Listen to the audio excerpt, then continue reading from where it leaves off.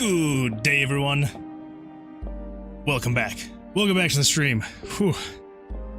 Made the mistake of just trying to do some push-ups to wake myself up, and I winded myself. I winded myself doing like 20 push-ups.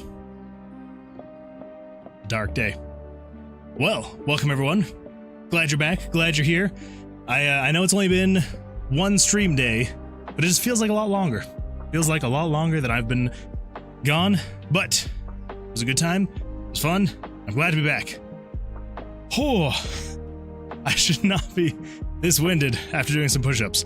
I apologize. Fairwinkling says, just surprise, take all the streams I can get so the game comes out sooner.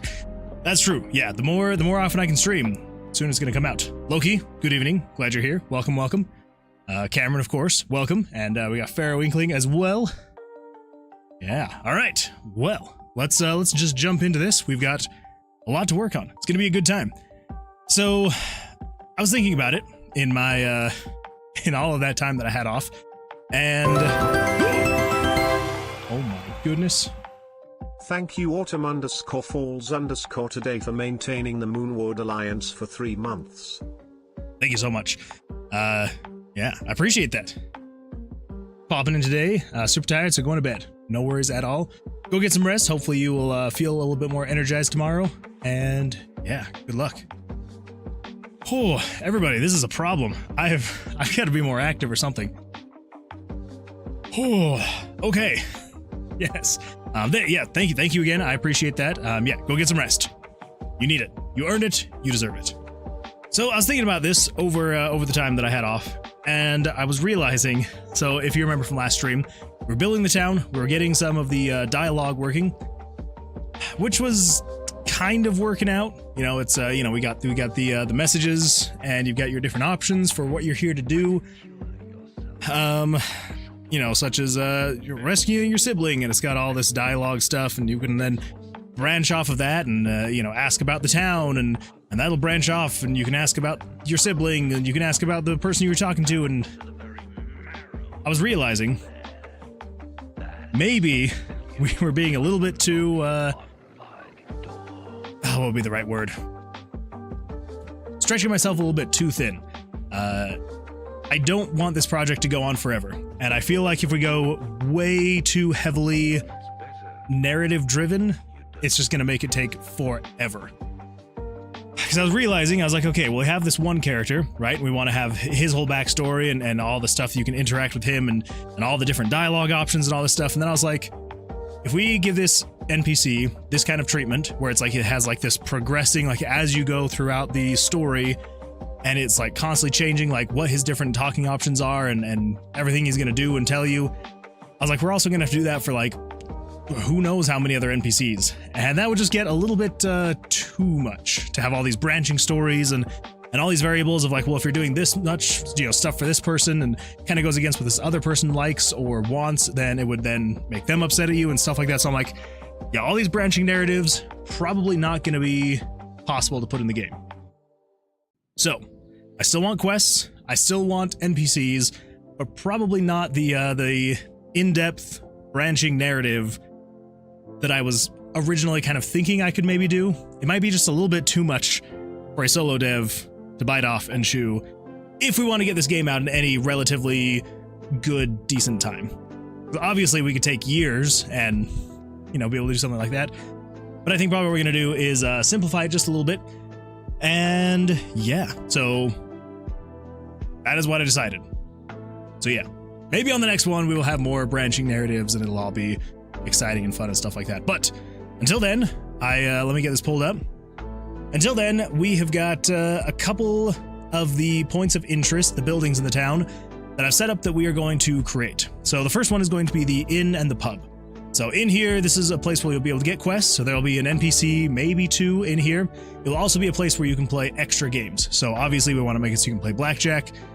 I've also thought about maybe adding a couple other, you know, games, maybe like poker, roulette, stuff like that. So, you know, games that you can play against other NPCs in the pub. So yeah, so there's that. After that, you got the Mages Guild. So this is going to be where you can buy and sell dice, and this is where you will also be able to upgrade your spell book unlocking your spells and all that fun stuff. And then the last one that I was thinking about was making a church. So the church, this is going to be another place where you'll be able to get quests. There will be an NPC in there. They will also be the ones that help you come back to life if you die in the tomb. So I'm still not 100% sure how we're gonna like work this into the story. But it will basically be like, you will be the subject of some type of experimentation, so that if you die in the tomb, you can then be reincarnated or something like that back at the church. And yeah, so that is that. I know that in previous streams I've kind of talked about the other buildings that I want, and I cannot remember what those ones were. So those are the 3 that we've got, and I figure that's enough for us to start anyway, and then we'll kind of get on that, and we'll just kind of figure out exactly where we're going from there and what else we may need. I feel like that has like the basics covered. So you've got like a couple different places to get quests, a place to be able to play mini games, a place to buy and sell dice plus upgrade your spellbook, and then another place to get quests, and yeah, slash be reincarnated slash brought back to life, however we want to look at it. So that's what we've got. Okay, so let's come over here. And as much work as this was, and we're not going to delete this because this is definitely something that I want to hold on to just for a quick reference. I'm gonna throw this down here in the corner though, set this just to action button, and here we go. So if I guess we can copy and paste it. Yeah, we'll copy and paste for now. All right, so here we go. So we got dialogue and NPC 1 progress. So that's variable 621. So we are going to have kind of the same thing we were planning on here, just less granular. Because before we were thinking, okay, you're going to need a variable for every single stage of an NPC's relationship. It's going to be less so like that and more just, it's going to progress as you do the quests. Yeah, so it'll be a little bit more quest driven and not necessarily NPC interaction driven. Hopefully that'll still be fun. I guess we'll find out. All right, so now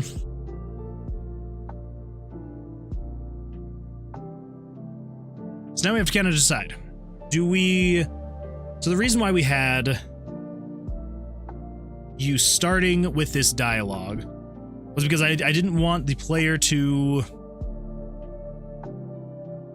I wanted to have it start with you choosing why you're here. But something we could do is just have it be no matter what building you go into, it kind of starts off the exact same. The person just asks you the same question, what are you doing here? Why are you here? And then, yeah, you'll have the opportunity. So just kind of like right here. So when it starts this, it would say, welcome to our town. Many adventures have passed through here. What brings you here? Kind of that same thing. Just kind of like, you go into any one of these shops and it'll just be like, who are you? Like, welcome, but like, what are you doing here? And then you'll have the opportunity to say what you're doing there. Then you can kind of build off of that. So I think that's probably what we're going to go with. Yeah. But instead of having it say this, we're going to say something like, let's see. You enter a small town on the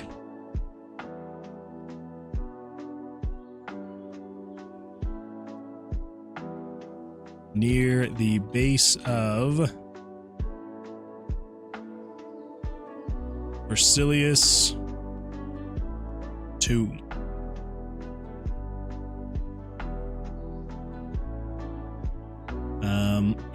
A few crumbling homes and too long. I actually need to find out exactly how many characters I can have in these lines of text. So I want to get to the point, like, yeah, I need to know how many I can actually fit. We'll get there eventually, but you enter a small town near the base of Vercilias' tomb, a few crumbling homes, and larger structures. What would be the way to describe this? Coldwater says, I figured out a name for my game. It's called The Dream of the Sundered Witness. I like that. Sounds pretty cool. I apologize for the pause. I have arrived. Pick a number. Welcome, Axel. Yeah, sorry. For some reason I was reading that as sun-dried, and I'm like, I know that is not sun-dried, and so I had to let my my brain process. But yes, the Sundered Witness sounds very cool. I like it. Very nice. Let's see, Axel, welcome. Pick a number. Let's see here. What are the numbers that I have and have not picked? We've got... let's go with a nice odd 99. Yeah, we're going with 99. Let's see what happens. Line the streets. Nope. Ah, man. So close. I'm going to assume so close.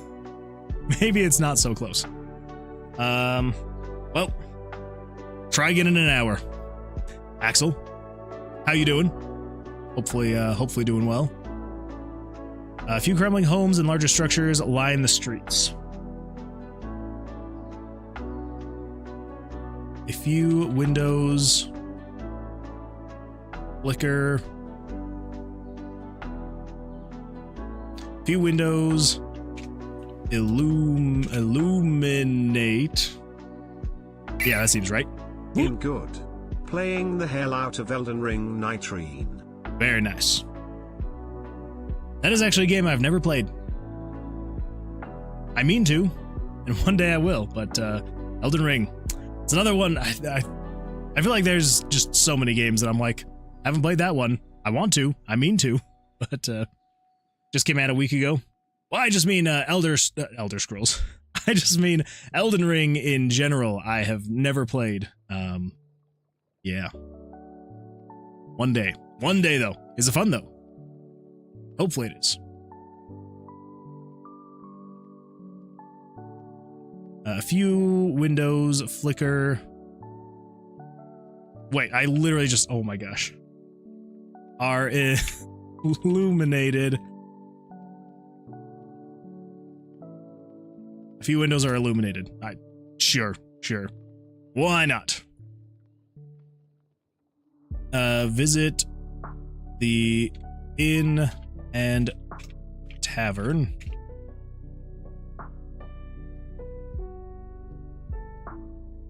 Visit the... What did I call it again? Mage Guild. Visit the church.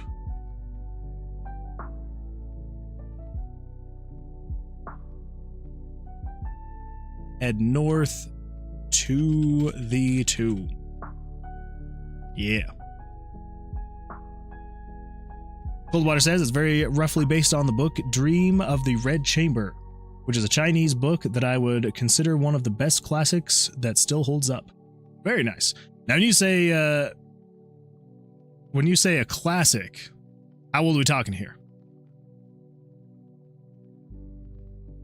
Okay, so we will have room for one more place, like point of interest. I know that I was originally kind of thinking maybe we could do something like a, like the town hall or, like a mayor's house, something like that. Probably not. Probably not. Also, if I stretch like this, and if you notice what look like pit stains under my arms, I swear, this is just a very old shirt, and they're very old stains. I wear deodorant, and I bathe. I promise. Bulb Turtle, welcome. Glad you're here. Welcome. I feel like you came in at the opportune time. Pit stains? What I roll into? Well, because I realized, so I wore this shirt. So this shirt. All right, really quick side tangent, and then we're gonna get back to it. So this shirt, I've had it for probably 9 years now or something like that. And the only reason why I remember it is because it is probably the most expensive shirt I've ever bought. and I bought it to try and impress a girl. So I went into this store in the mall, and I was looking around, and this super cute girl came up, and she was like, "Can I help you find anything?" And I'm like, I need to find a new shirt. And she's like, "Sure, absolutely." So she like took me around, gave me a couple shirts to try on, and then she pulled up this one, and she's like, "Try this on." And I put it on, and she's like, "That looks great." And I'm like, "Really? You think so?" And she's like, "Absolutely." I'm like, "All right, I'll buy it." Yeah, it was like $45, and I'm like, "This is but she was cute." So I'm like, I'm not gonna be like, "This is ridiculous." I wanted to think I've got money, so I'm like, "Absolutely, swipe the card." So I bought it, and then I left, and I was like, "What am I doing? I'm trying to impress her. I should get a number." So I went back in, and she was walking out with her boyfriend, and I'm like, "Well, I guess I've got a really expensive shirt." And yeah, so I've definitely gotten its use, but these are not current stains. And I only thought about that because when I had my arms up like this and I was thinking, I realized that you could probably see them. So there's the backstory. I swear it's a clean shirt, and I'm a generally clean person. And fair inkling, I don't want any of this. I don't want any of this. You're trying to impress the worker helping you. Hook, line, and sinker. I know. I'm walking away thinking, yeah, I just impressed that girl, and she's just standing there like, that guy is a sucker. It was probably on sale too, and she probably didn't even include the sale. She probably could have saved me some money, but she's like, I'm gonna get commission out of this. Anyway, all right. Coldwater says at least a few hundred years, like Faust. Okay, all right, yeah, a few hundred years. Yeah, that I'd say that classifies as a classic. I like it. Anyway, so yes, we do have one more spot for some type of other shop or point of interest or something like that. Yeah, should be good. For now, we will not include it though. We're just going to leave it blank and go from there. All right, so yes, you can visit the inn and tavern, visit the mage guild, visit the church. Those are like the three primary ones. We're going to start work. I think we might actually, I was going to say we start work on the inn. I almost want to say we start work on the mage guild. The mage guild is where you can actually buy and sell dice and upgrade your spells. I feel like that's a little bit more important to gameplay, you know?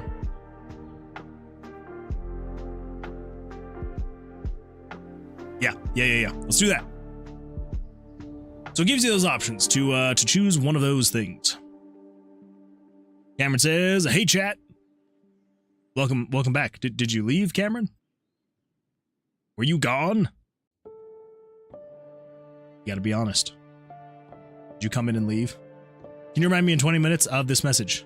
Absolutely, I can. I got you.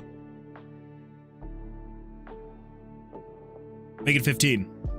Yes, I can. All right. So what are we gonna do? We need to change these dialogue options really quick. Was lurking, playing Sky. No worries at all. No worries. Let's see here.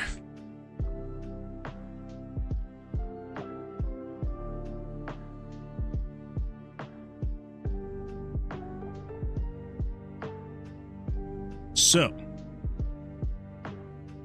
this first option, this is the inn and tavern. I was gonna say pub, but I feel like tavern probably works a little bit better. Yeah, so inn and tavern. This one is Mage's Guild. The church. And this one is blank. But we're gonna actually keep all of this stuff here. We're just gonna set this to be 0% opacity, so you can't actually see it. And then we don't want it to actually do anything. Yeah, we don't want to actually do anything if you click it. Let's just get rid of that. Call it good. And then here, this is enter the tomb. Set it to 5. Cool. All right, so now we have the much more generic looking. I do not like how that's all like shaped like a funnel. Oh well. Oh crap, I forgot. Gotta send this back. to parallel process. There we go.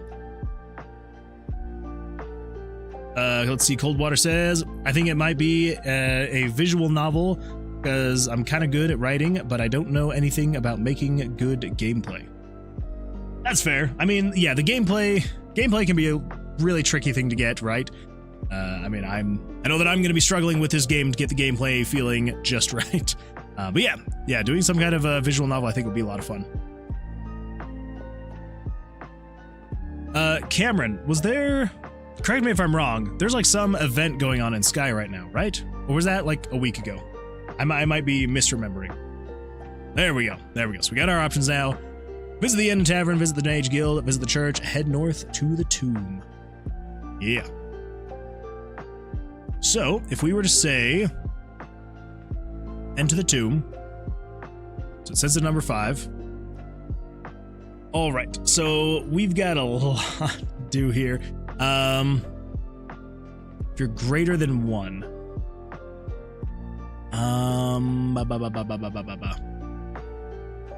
Story progress choice, so that's 1, 2, 3, 4, and 5. Okay, cool. So we just want to cut those and delete this.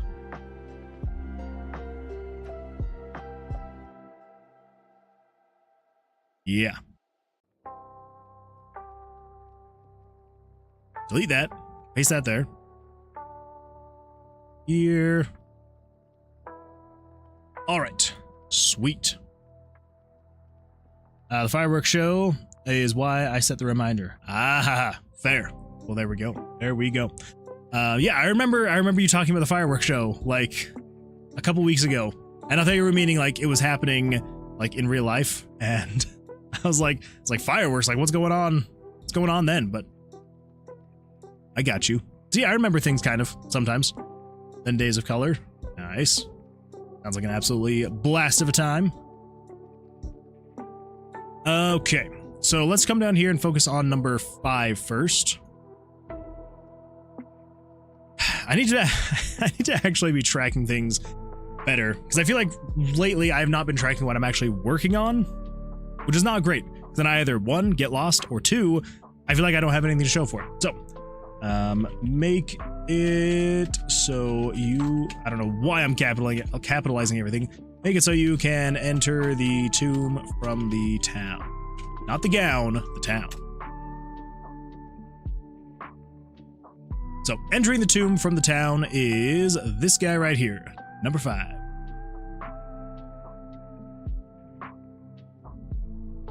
So basically what's going to happen here is we want to set all of this to blank.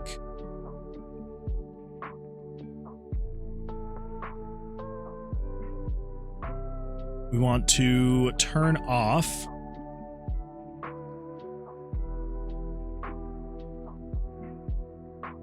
I want to turn off show dialogue. There it is. Show dialogue. Actually, we don't need to set these to blank. They will just get set before the next dialogue is actually shown. So just turn off show dialogue. Get rid of all of that. Let's get rid of all of these and that and these. And then I think we actually should probably just be able to say transfer the player, no fade, to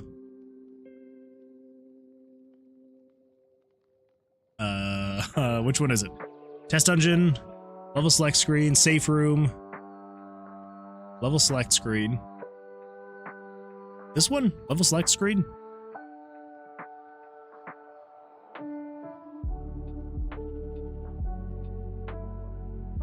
No. That is some old stuff there. Safe room, level select screen. Oh, okay, all right. Yeah, because then we've got level selected dungeon. This is where we're currently teleporting to take care of all of this and then send you back.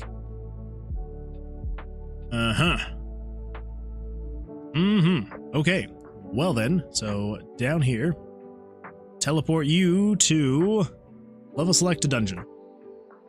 Yep. We're also going to say control variable We're gonna set. Ooh, I actually have no idea which variable it's gonna be. Level select horizontal, player level. Yeah,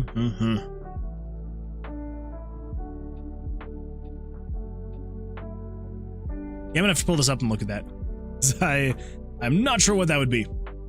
So HUD maker, let's pull up floor 0-0. So 0-0, you are 72 and 100. Okay, so 72. So we say you, set variable, 72 to equal 1. Okay, cool. So now if we come over here and do head north to tomb, it should take us to the tomb. Awesome. I did notice that it put us on floor 2 though. So I guess technically we just need to come in here and not say set it to 0, set it to 0 instead of 1. That's what we want. Let's see, oh my gosh. I know that I've said your name before, but Tony. Tony, how you doing? How are things? Things are great. Things are great. We're getting back into the swing of things. I missed a stream last week. It was my 4-year wedding anniversary, so my wife and I were out for a few days, but we're back, and I'm getting back into the swing of things, and I feel like it's a slow but steady process. So yeah, we're getting there. But how are you? How's life? How are things going?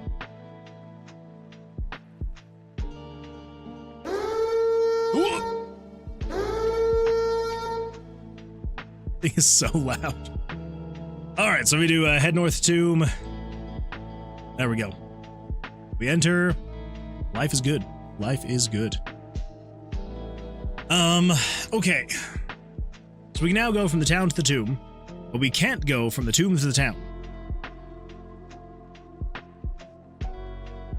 So we come in here. So make it so you can enter the tomb from the town. That is good to go. Now let's do make it so you can enter the town from the tomb. How long left on the timer? You've got 5 minutes and 8 seconds.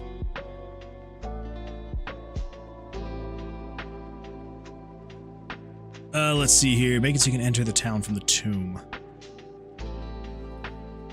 That means over here in the tomb. How's all this being handled? I don't even remember. So when you enter, says the mini boss. Is the tomb master? Player blood sacrifice. Player blood sacrifice complete. Go through portal. That's right. Okay, so you go through the portal. You select go through portal, turn on floor sigil activated. And then this teleports you to level select to dungeon. Okay.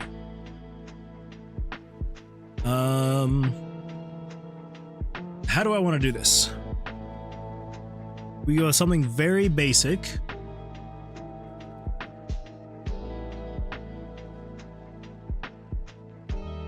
Yeah, we go with something extremely basic. Like say, for example,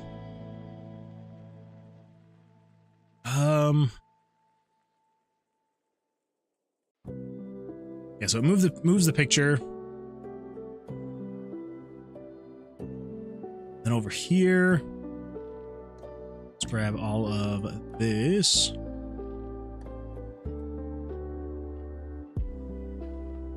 We're just gonna say loop. Nope, we want that out of the loop. So out of the loop.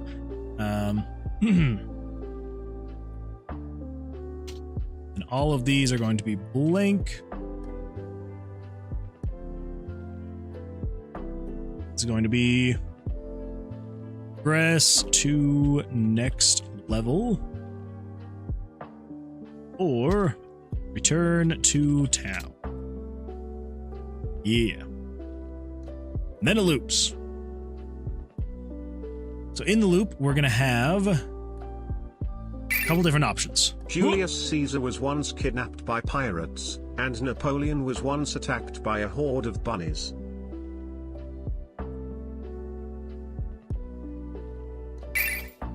That was Axel Benedict's hourly fun facts. Those are some pretty fun facts. The bunnies I can kind of see. I had no idea pirates were a thing with Julius Caesar. Like, pirates were a thing back then? I mean, I guess probably not in the context that I understand pirates to be. Still, kind of crazy. All right, so we don't need all of this stuff. We just need... we need next level. And we need... So if you release, we want to... Okay, so first of all, here, turn on show dialogue. Pirates, ninjas, cowboys existed at the same time. Right, but not like in the same context that we would understand cowboys to be. But people who rode horses and herded cattle. That's, I mean, yeah. Which I guess you could say is like the same, they just wouldn't be like the gun-slinging cowboys. But cowboys nonetheless. All right, that's fair. Fair enough. I kind of talked myself into that understanding already. Okay. So now we're gonna turn off show dialogue when you release. No, they literally existed at the same time as in 1800s.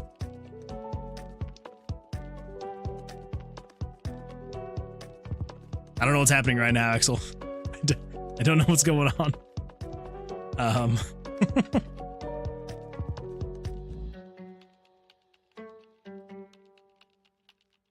I'm not picking up. I'm not picking it up. Okay. Yes. So when you... Oh, wait. Is this actually... That's not actually what I want. Put you in there. Grab you. Delete you. Also, Cameron, you got 5 seconds. 5 seconds and counting. 5 seconds. All right, it's been 15 minutes. So next level is this. Else. This is return to town. Okay. We turn off show dialogue. Erase the picture. You can have a realistic D&D campaign of a pirate, gunslinging cowboy, ninja, and medieval warrior and it be realistic. I mean, I guess I can't argue that much, because when it comes to history and understanding timelines, I'm absolutely terrible at it. Like, more often than not, people will be able to blow my mind with the most simplistic things, and I'm just like, what? And it is what it is.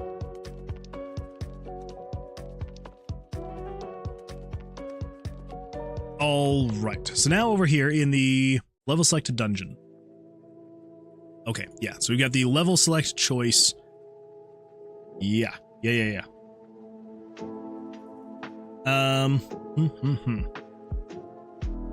So if level select choice is equal to 4, so 78. Let's just say if you're equal to 1. Because all of this was set up way back when. It's a big ball of wibbly wobbly timey wimmy stuff. I knew what it meant. Timey-wimey stuff. I know that reference. Okay. So if you're equal to 1, we do not want to teleport to the safe room. We want to teleport to the town. Go. I think we also want to save when you enter the town. I think so. Yeah. Yep, when you enter the town, we were going to save the game. I think that'd be good.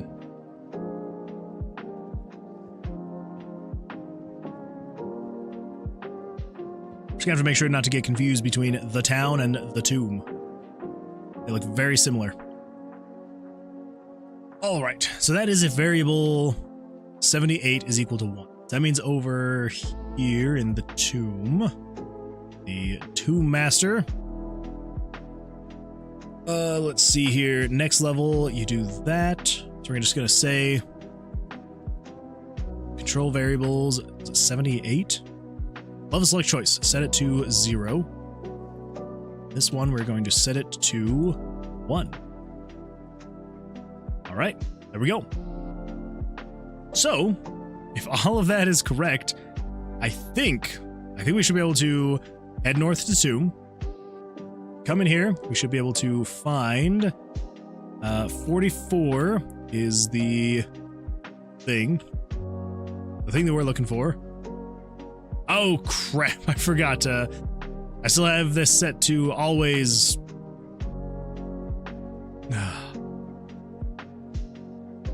All right, let's go fix that. Let's go fix it. That'd be in here. 1 and 13, 1 and 13.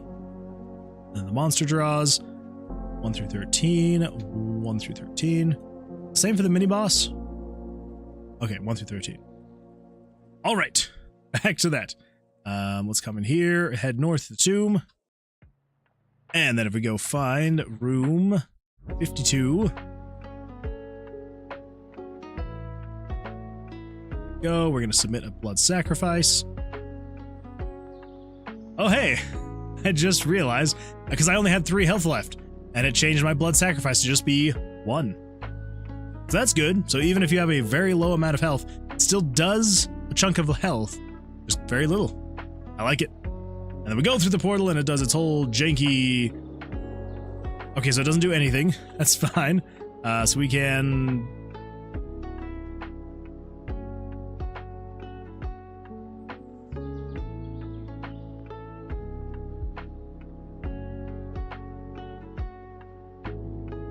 All right.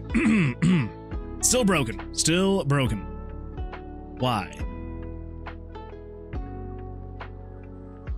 Okay, well, first and foremost, let's come over here.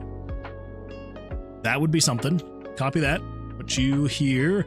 So we're 526, you would be 566. Go. That's actually showing it.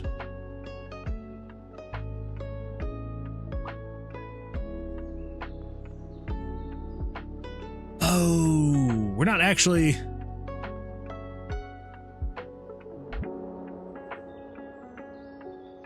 Right, because there's the loop. Okay, all right, that would do it. That would do it. All right, so it does all of this stuff, and then we break the loop. There and there. Okay. I don't know why it didn't do the whole purple thing. It shows higher blood sacrifice. Choice selector, 39.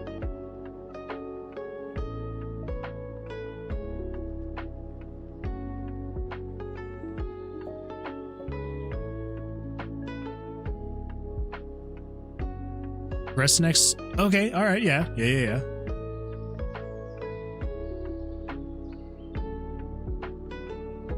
Did I remove that weird purpley spinny thingy? I didn't think that I had. I don't know. Okay, we're in here. Cool. And we head north to the tomb, and we can come in here, and we should be able to go to room 5.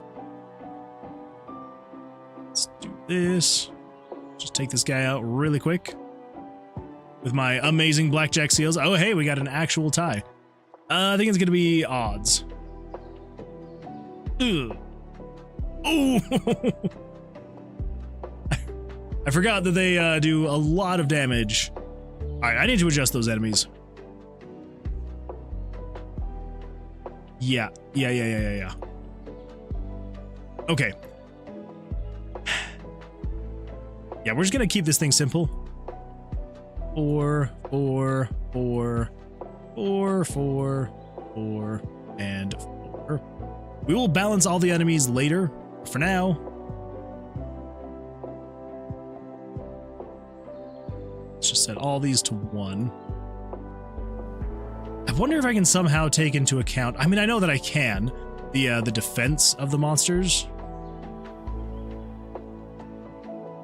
I know that I can, and eventually we will. Eventually we will. For now, let's just do all of this. Okay. Perfect. Now, let's do this thing. So we can go from the town to the tomb. We can come in here. Just pretend this is the first time. Pretend this is the first time. Come over here. We can submit a blood sacrifice for 1 HP. Wha-bam! And we've done 1 damage to ourselves, and we go through the portal, and then it then goes progress to next level, return to town, and if you return to town, it should take us back to the town. Yeah, there we go. Perfect. I should be able to rearrange. I forgot. I haven't added that yet. That one should be easy though. That should literally just be. I really should have set this up as a common event.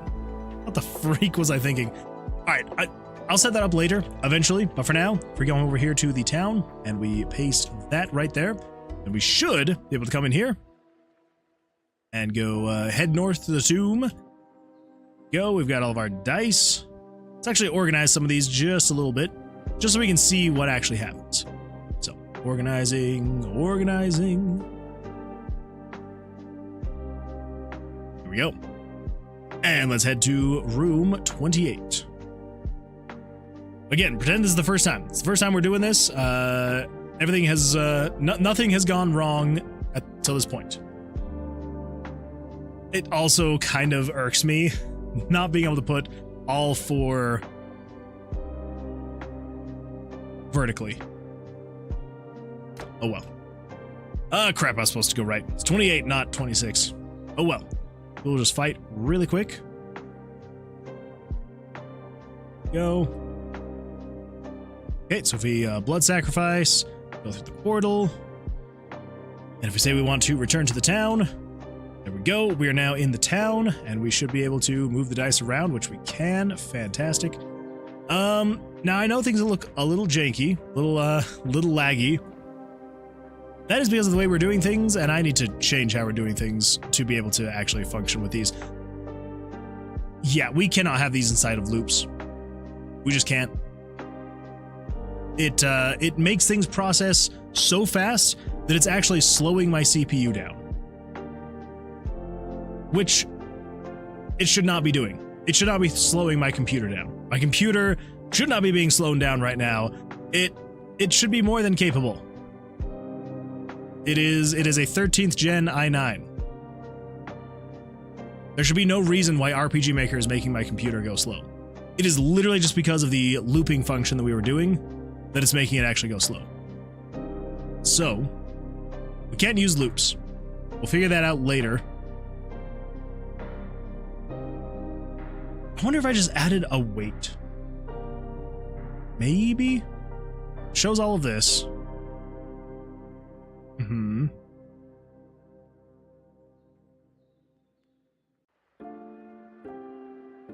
then repeat above. So if we just add 1 frame of wait time, it should keep things from getting too... Maybe. We'll see. We'll see. We'll get some dice in there. We'll see what happens. Should be all right. I hope. I don't know. We also needed to get it to where you can swap the dice when you place them on top of each other, and if it's the incorrect dice, have them swap versus not being able to move. Cameron Reap 2 just redeemed Stretch. Oh my goodness. I didn't think it was going to happen. All right, everyone, here we go. And we stretch. Oh, and then we go the other way. Oh. And then follow me backwards.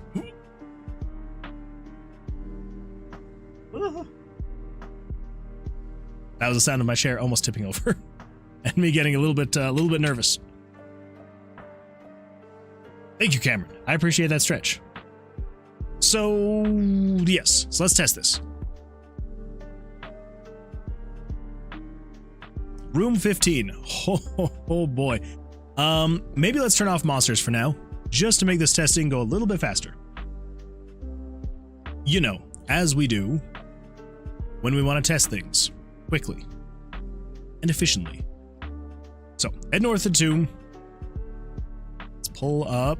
So we're heading to room 14. That is very convenient. Sacrifice, go through portal, and let's return to town. There we go. Now I think, yeah, that moves a little bit more smoothly. So maybe we can still use the loop function. We just have to add a 1 frame wait to it. So yeah, that seems to be working way better. It's not lagging, smooth. These buttons still seem fine. Aside from the fact that they get a little bit buggy.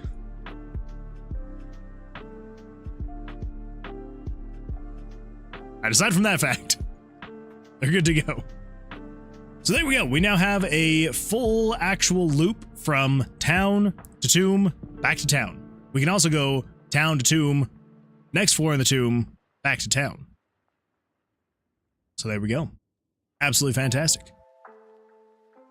Now we are, depending on how we go with this, I'm trying to decide if we do like a level select kind of thing, or if you start back at the first floor every time.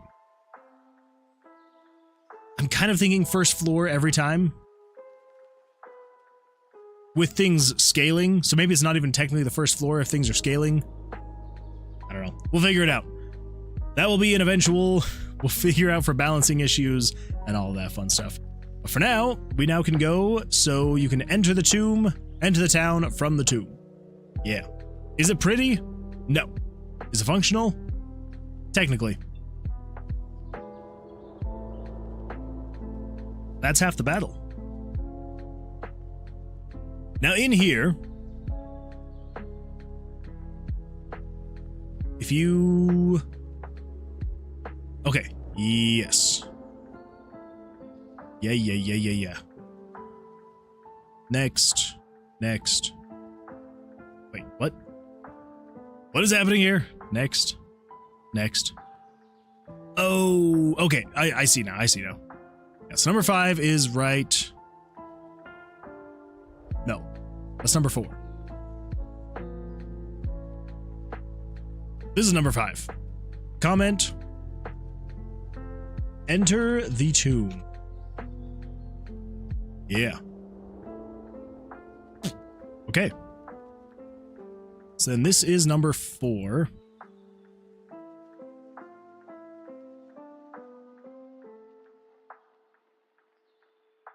So I think we decided we wanted to do the Mage Guild next, right? I think so. Yeah.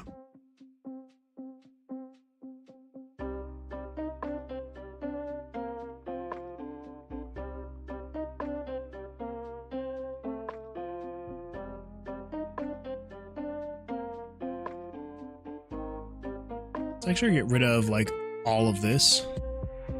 We don't need any of this, honestly. Yeah, none of that. And none of this.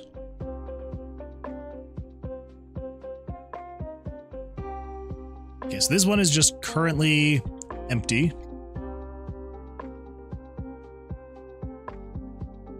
Two, number 1.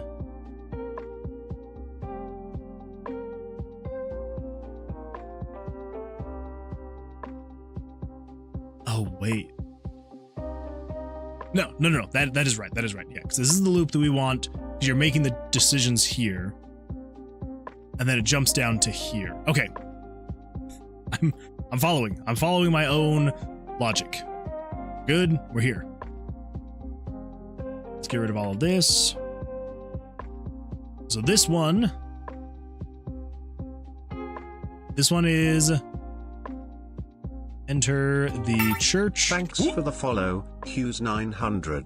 Thank you for that follow, Hughes. I appreciate that. How's your day going, by the way? Hopefully you're doing all right.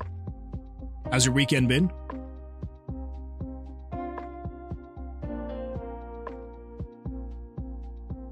We've got enter the Mages Guild. And then number 1 will be entering...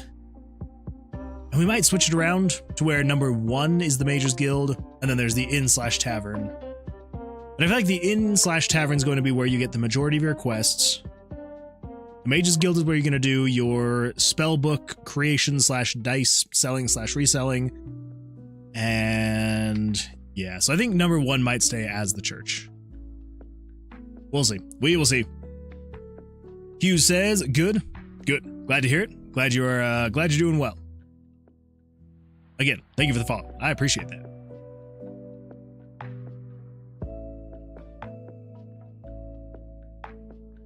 So now we have to decide again, how do we want this whole thing to work out?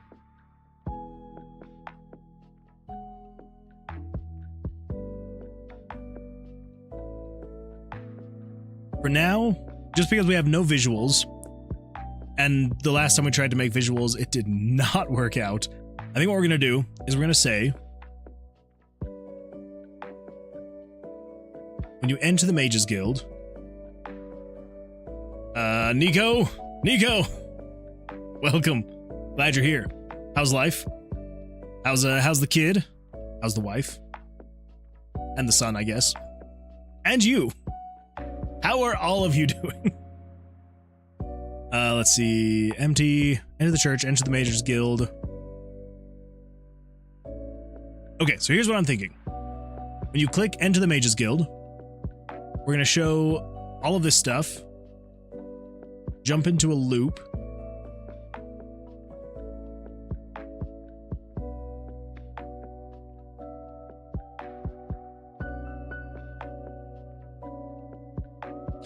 It's all good, but miss these streams though. Well, we miss having you here. I feel like the schedule's been a little bit off anyway, so you technically didn't miss anything last Thursday. I wasn't here, so there's that at least. Okay. So basically the way it's gonna work is I want this, I'm gonna have this like intro text to explain. Yeah, I'm gonna have to try and like paint the room with words. So let's see if we can do that. Let's see if we can do that. Nick says, good morning, everyone. Good morning, Nick. Glad you're here. Welcome, welcome. Come on in, sit on down.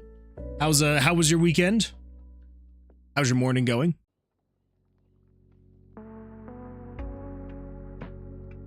So for this one, I think we're going to say is something to the tune of, and this is not going to be final, we're just kind of throwing some words in here just to get a general idea. So it'd be like,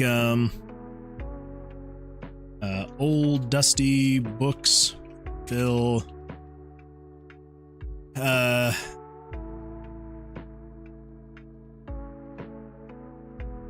shelves that line the walls. An old man sits behind a sturdy looking wooden table. Let's see. Cameron over on YouTube says, is this the light side? Yes, it is. It is absolutely the light side. Nick says, it was nice. Yesterday it was Scouts. We celebrated Kids Day. Very nice. It's always a good time. Little fun fact. My family has a holiday in August 1st, known as Kids Day. It was a holiday we made to like convince our mom that we didn't have to do chores that day. So it was Kids Day. So there you go. Fun little fact. You're on the silver screen now. Woof. Well, excited to be here. Thank you, Cameron. All right. Let's see. An old man sits behind a sturdy looking wooden table. Magical dice are strewn about. Quizzical. How do you spell quizzical? Okay. I was close. Quizzical. Quizzical eyes look up at you.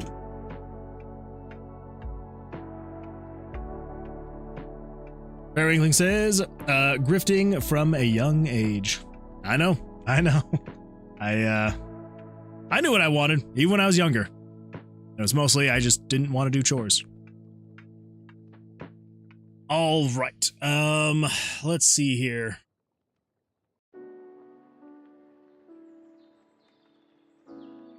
Talk to the old man. Buy/sell. I mean, I guess when you enter, you could just buy and sell. Maybe. Or maybe we actually just say you have to say buy/sell.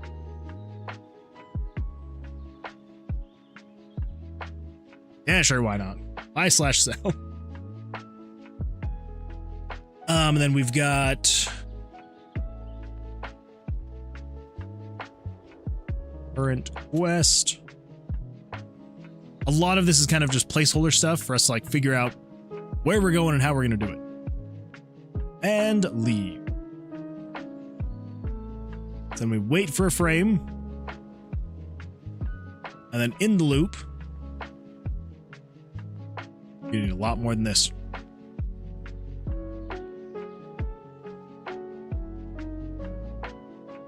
So option number 1 is talk. Nick says, also, I was making a presentation about Arctic and Antarctica. Kind of fun. Making a presentation. Who are you making a presentation to, though? Because maybe that wasn't such a good time. Depending on who you had to present that to.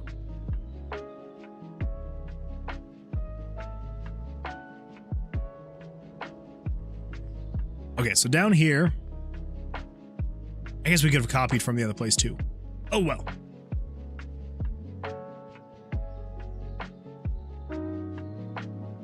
So we need here.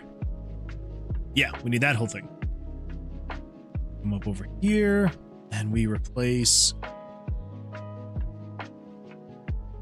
you with you. Then have talk. Got buy/sell.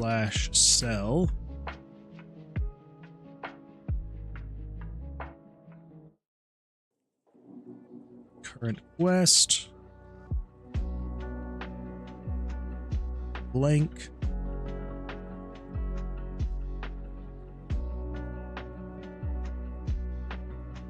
Nick says, for geography, I had to make about a continent, and I chose Antarctica. But what's Antarctica without Antarctica? Wait. But what's Antarctica without Arctica? That's fair. It's fair. It's a fair point. I'm assuming you were just meaning Arctic, not Arctica.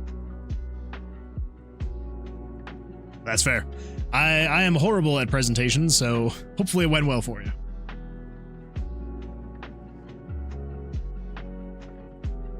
And this option is going to be the leave option.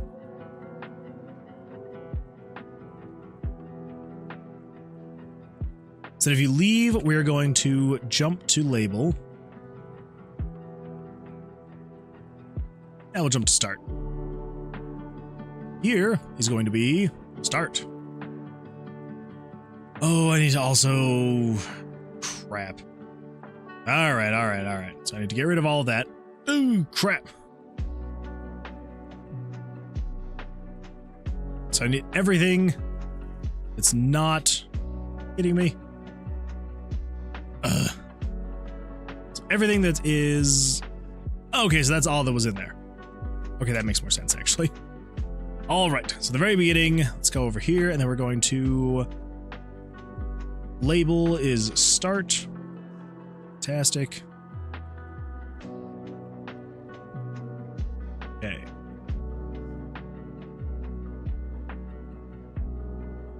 That's where you make your choices of where you want to go. Alright, so into the Mages Guild.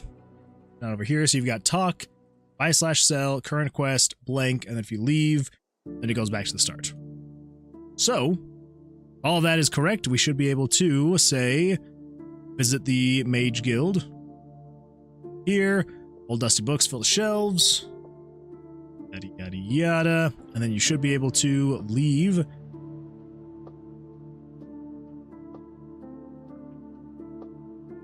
Oh, that's right. Because it's in here that's actually setting this all up. That makes more sense. Okay. So if we come down here, we go back to start. We will set all that dialogue. Cool. We could actually probably just have this set in the very beginning, though. Just up here. Before it loops. Show all of that. Yeah. Okay, now if we do visit the Mage Guild, it should change all of this, and then if you leave, it should take you back to the town. We will change this eventually. We'll probably have just like a little window pop up over it. It'll show where you are. For now, that's what we've got.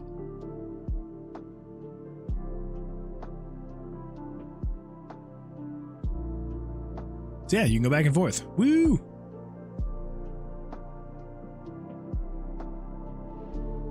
All right.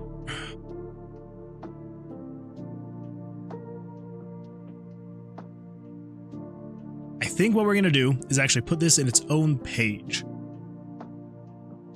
Yeah. Down here. Enter the Mage Guild. You do this.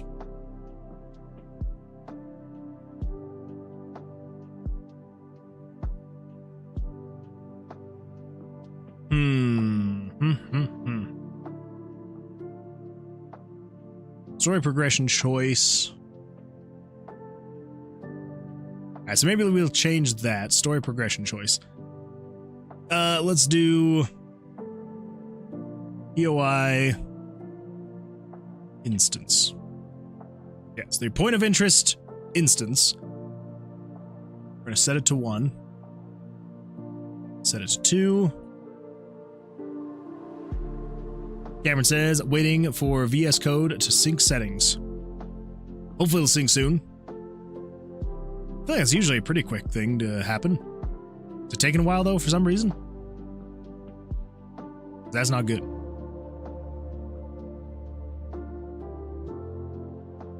So, okay, so then we now want to say new page. This is if POI instance is greater than or equal to 3, 2. 2. Yeah. 2 is the Mages Guild. So down here into the Mages Guild. Be able to grab all of this. To cut that over here, paste that. All right. This is what happens in the Mages Guild. Perfect.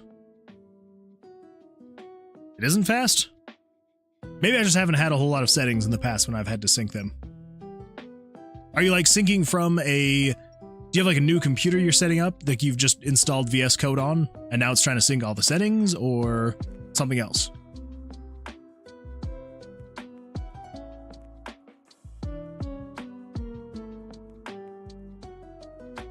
Oh, it's already done. Okay. That makes more sense. Okay. Yep. All right. So let's see here.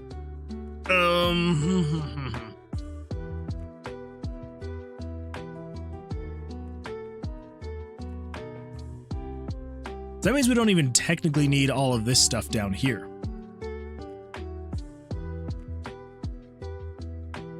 Because at that point, if it just sets it to 5, then we'll just copy and paste that.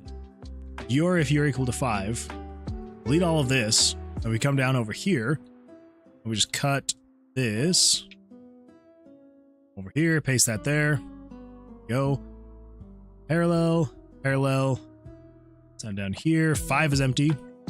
4, 3, 2. Yes, we don't even need 1. Yeah. Okay. So at that point, we would just say, erase the image. Let me just have a freaking stroke here. Erase the image. Set the variable to equal whatever. There we go.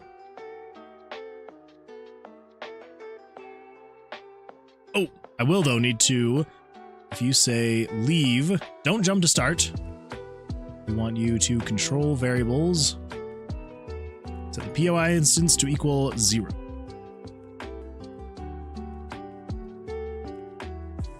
Same thing over here. So right before you do that, actually, I don't think we even need to. So 92. Let's actually do this. Let's go to variable. 92 is equal to 0. Click on it. Still equal to 0, but that's because it's being reset when you're entering the tomb. Okay, yeah, that should be fine. So if you do visit the Mages Guild, or visit the Mage Guild, you have to change that. All the dialogue stuff, talk to the old man, buy/sell, current quest, leave, takes us back here, and we can do head north to the tomb. Yeah, there we go. Cameron says, yeah, I installed it on my OpenSUSE, pronounced Zeus, not Seuss. Oh, I've always pronounced it Suse. Maybe that's wrong. Laptop, which is a MacBook. Ooh, good. Good. Yeah, I don't know what it is about Mac OS. Can't stand it. I know there's some IT people that absolutely love it. I hate it. I know there's some very simplistic, like, things that are, okay. I can stop having a stroke here. I know there are some great things that people absolutely love about Mac OS, especially as far as, like, being able to manage hardware at, like, a company scale. I don't like it. Not a fan. The creators made a song. Oh, well, I'm gonna have to look that up. Actually, you know what? I should probably know how. So let me look this up really quick. Let's see.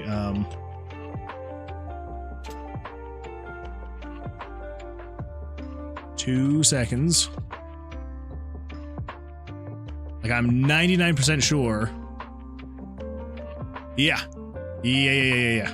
So, without giving too much away, so I think we should be good to pull this up. Yeah, I think we're good. So, so this right here, this is the way I'm going to pronounce it, the SUSE office. But yeah, it is the offices of. Oh, let me just come in here really quick. See if it's over here. Oh, it'd be over here. Yeah, there we go. I'm gonna pronounce it Seuss now that I know it's Zeus. But anyway, yeah, there's the Seuss building, right? Do you want to guess where I work? Without getting too specific, just because I don't want to be too specific. I work somewhere in this area here. Like, I literally work within a mile's radius of the Seuss. I don't think this is technically like the corporate office of Seuss. Maybe it is. I don't know. But yeah, I work like 1 mile away from their offices. So I should probably know how it's actually pronounced. Anyway, but although OpenSUSE is working to distance themselves from Seuss. Oh, well then. Never mind on everything I just said. I guess there's just some bad blood there. I would imagine it's the American headquarters. Yeah, probably.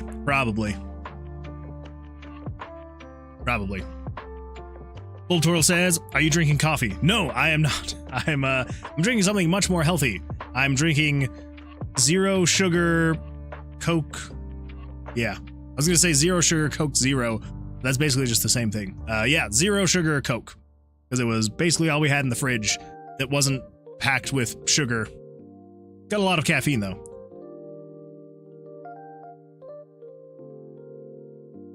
There may or may not be something in the creator corner. Ooh, let's go take a look. Let us go take a look. Pull this over here really quick. Pull this up. I feel like I'm probably going to have missed so much stuff in here, so I'm going to apologize to everyone that I have probably been missing stuff for. I'm going to catch up on my Discord Probably tomorrow. Probably tomorrow. Oh no, Axel, what did I miss? All right, I'm gonna have to go look at that. Loki, what do we got here, Loki? Let's press play. Oh no. Okay. Yeah, we're gonna do the whole weird thing again. Ready for this? What? We're gonna do a little bit of dish. Oh, do a little bit of dish. A little bit of dish. All right, we're ready. Start. Ooh. We got a roster. Oh my gosh. Holy smokes.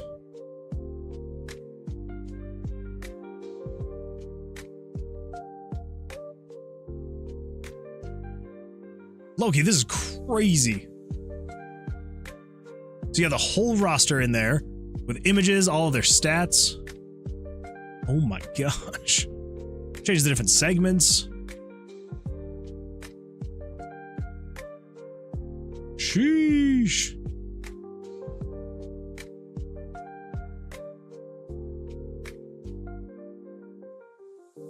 Loki, that is crazy. Oh my gosh. Well, I salute you. That is wild. Very impressive. I love it.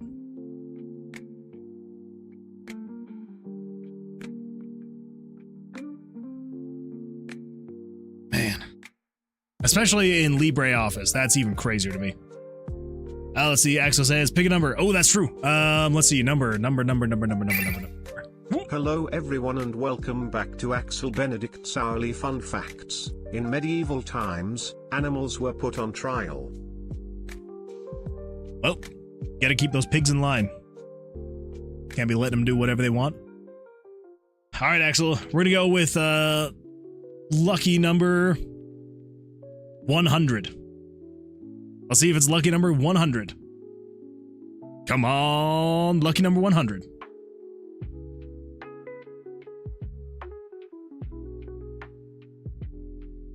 Oh man, it's not 100. Oh well. We're getting there. I think we've guessed like 8 numbers now, so just 92 more to go. Not too bad. Just diverging paths. That would make sense. That's fair enough. Fair enough. I love freaking VS Code. I mean, VS Code is pretty great. I enjoyed it as well, myself. What do you love so much about it, though, Cameron? I personally love the fact that it's free. I do love that aspect. And how customizable it is. It's very nice being able to customize it all. Mr. Nick says, Nick says, lower or higher? That's a good point. Lower or higher? I mean, aside from that one, since 100 is the highest, so lower, I'm gonna guess. That was done in about a week and a half. That's true. Yeah, it was about a week and a half ago. You kind of, you like mentioned, you're like, you know what? I feel like I could probably do this. And now here you are, like a week and a half later. It's nuts. Yeah, Axel, stop teasing me. I don't appreciate it. Do as Cameron says. Stop teasing me. Okay. Here we go. Let's see, where are we? So the Mages Guild, so you can go in. I think the way we're gonna make this work now, so I think what we're gonna do, just so there's not as much intertwined mess, we're gonna have it be as we're gonna have it be that each NPC has their own thing that they're doing.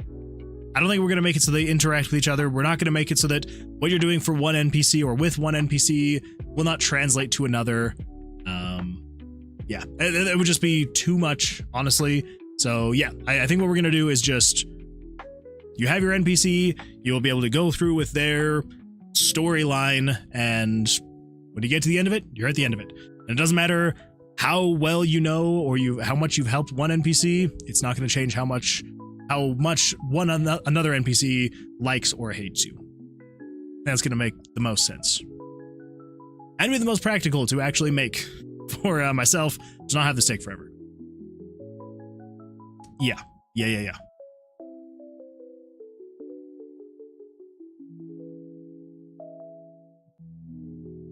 so the story progression choice. I don't think we necessarily need the story progression choice because each person's going to be slightly different. But we are going to do something like this. Nick says, let's see. Couldn't even make it in with a tutorial. Nah, Nick, don't sell yourself short. I bet you could.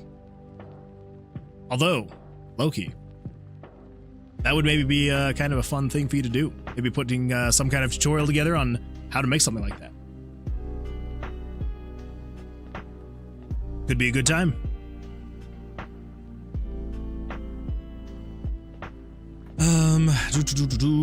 So if you talk. Okay, so this is where we actually will figure things out. Yes. Okay, so if you talk, if it's released, then we want to do all of this stuff.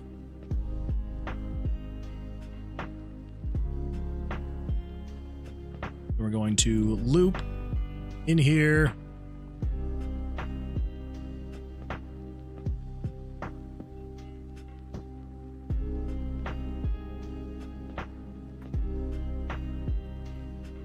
Still trying to decide what's going to be the best way to have the dialogue actually show. Like, should I put it in quotation marks if someone's talking? Maybe. Let's actually do that. Might make the most sense.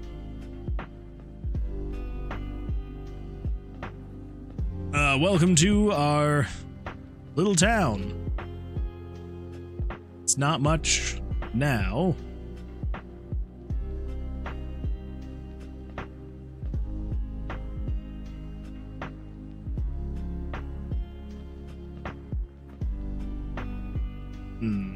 Yeah, I'm definitely gonna have to write out a lot of dialogue to actually just put in here.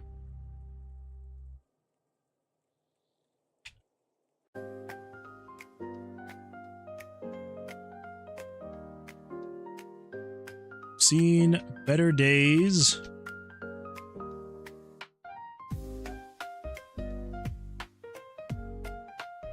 But we're all too stubborn to leave.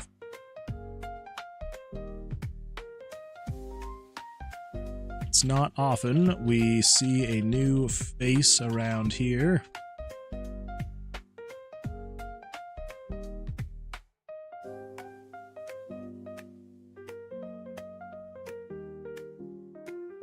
New face around.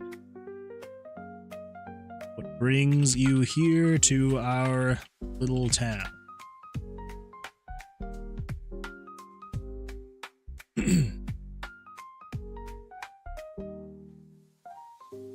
Let's see, it's cobbled together with hopes and prayers, plus the Excel to Libre Office conversion. Hurts my brain. Bit inefficient, but it's way... Ooh, it's a bit inefficient with its way of doing things. Other people have made Flappy Bird and literal computer as an Excel with which breaks my brain.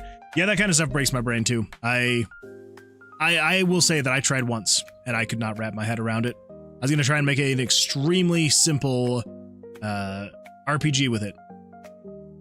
Couldn't do it. I mean, what do we got here? We got ads. We got ads here. Come on. And skip. What does a game engine actually do? Oh wait, I've seen this before. I have actually seen this one.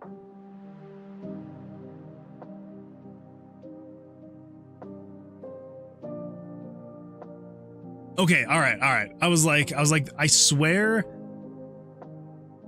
Yeah, okay, that makes more sense. I was like, I don't think this just like popped up on my YouTube recommended. Yeah, you shared it before. All right, fair enough. It's kind of fun stuff though. Crazy, but it's fun stuff. Thanks for the follow, Krusty_Radio. Krusty Radio, thank you so much for being here. I appreciate the follow. Thank you. Well, come on in, sit on down, pull up a chair. Hopefully you're having a good time. Hopefully it's not too odd of a stream. Yeah, glad you're here. Thank you for the follow. I appreciate that. All right, aside from the horrible dialogue writing on my end, let's see what we got here. It's not often we see a new face around here. What brings you to our little town? So this is where we're going to, this is going to be kind of like the same thing that happens regardless of where you go in, and you will be able to then make a decision of like what you're actually there for. So I'm looking for my brother, say.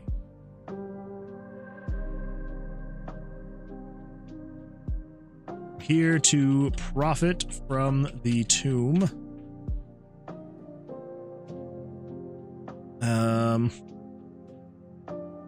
I'm here to slay Vercilias.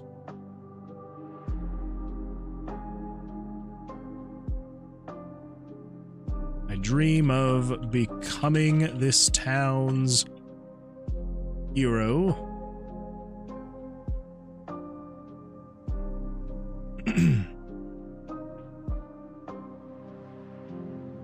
Want to find Vercilias to learn from. Alright, there's your options. Okay, so then we loop in here. Well, no, before we start looping, we want to actually show these messages before the loop. Yes. So then after the loop, want to copy this.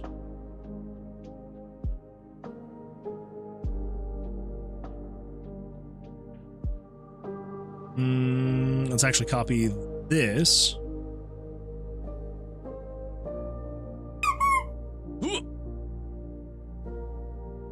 I love those random sounds. Alright, so then we loop, go in here. You got your options. Yes, you've got rescue sibling, find wealth, find and kill Vercilias, save the town, learn from the best. This is where you're actually setting your mission, your goal, your quest for the game.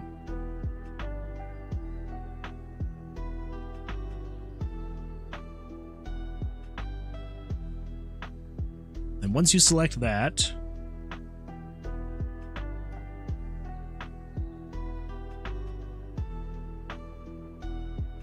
sets the story progression choice to 1 through 5. And we break the loop.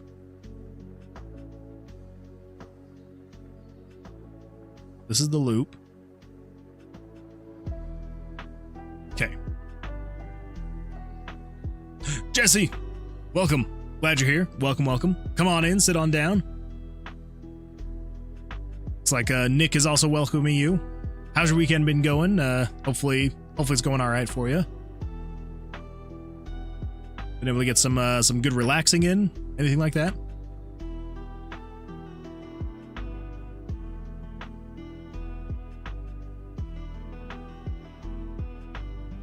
Four people? Is this a YouTube record? Close. Close. I wish we could hit our record again. I don't know what was going on with the YouTube algorithm for like a couple days. Like a few weeks ago. It was nuts. We had like 200 people watching. Crazy. Crazy stuff. It's been an okay weekend. Well, that's good. That's good. Hopefully you've been able to have at least some relaxing time. Hopefully. Relaxing is good to do. Let your mind rest and recharge. So you're ready for the next day, the next week.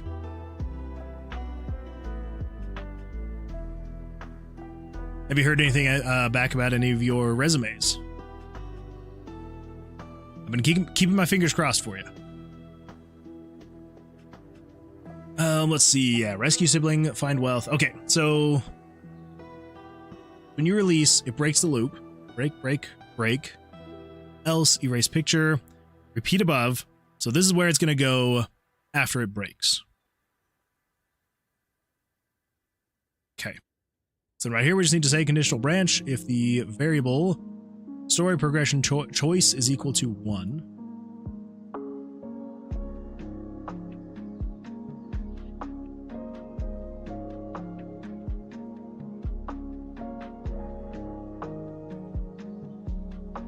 It says, yeah, I've been getting relaxation in for sure. Good, good. How was the anniversary? It was good. It was really good. We had a lot of relaxation and downtime with just a few activities to kind of, keep things active, but not too much to the point where the vacation didn't feel like a vacation, I feel like that happens a lot where it's like, you're planning for this really fun vacation and then it's just so packed you're like, I need a vacation from my vacation. So luckily it wasn't like that, but yeah, had an absolute blast of a time. We actually found this place. There it is, called All In Gaming in Ogden, Utah. Definitely not sponsored. But if you happen to be in Ogden or passing through Ogden, and if you like, things like roulette, craps, blackjack, all that fun stuff, it's a good time. It's as gambling as you can get in Utah without it actually being gambling, because Utah does not allow gambling. But it's just you like pay X amount of dollars, you get X amount of chips, and then you can just walk around and play the different games with the chips. You don't actually get any money back from it because that's how they get around the whole gambling thing. But it was a good time. It was literally just my wife and I when we showed up. So it was like when we got there, just the employees were playing by themselves, like they were just playing blackjack together, and we're like, are we in the right place? And they're like, yes, welcome, glad you're here. And and so we got like all these private lessons. I had no idea how to play craps. I probably couldn't tell you how to play craps, but the owner who was the craps table runner guy, he was teaching us everything he knew, and I still couldn't tell you a single thing about it. That is a very confusing game, but it was a lot of fun. It was a blast. So yeah, ended up being there for like 4 hours or something like that. So it was a good time. And my wife was just absolutely killing it on the roulette table. Like she got 3. So have you ever played roulette before? It's like, the one where the wheel spins, and then you can make your bets of like, is it going to be even or odd? Is it going to be black or red? And then you can get a lot more risky with your bets. So you can be like, oh, I think it's going to land on 36. I think it's going to land on 2. It's going to land on 7, something like that. She won 3 of those bets where it was like the she's like, it's going to land on 14, and it'll land on 14. Yeah. She only ever put like, I think 1 chip on them when she actually won. She still got the huge payout, but it's like, if she had just put like 10 chips on one of those times, would have been crazy. Anyway, so it was a good time though. It was a good time. I got past the first interview at one place, and I'll know around Wednesday if they want to do one more. Ooh, nice. Well, I'm gonna keep my fingers crossed for you. I'm sure that it's gonna go well. I've got a good feeling. But I will keep my fingers crossed. I'm gonna try and speak without stumbling over my words. All right, so we make choice 1.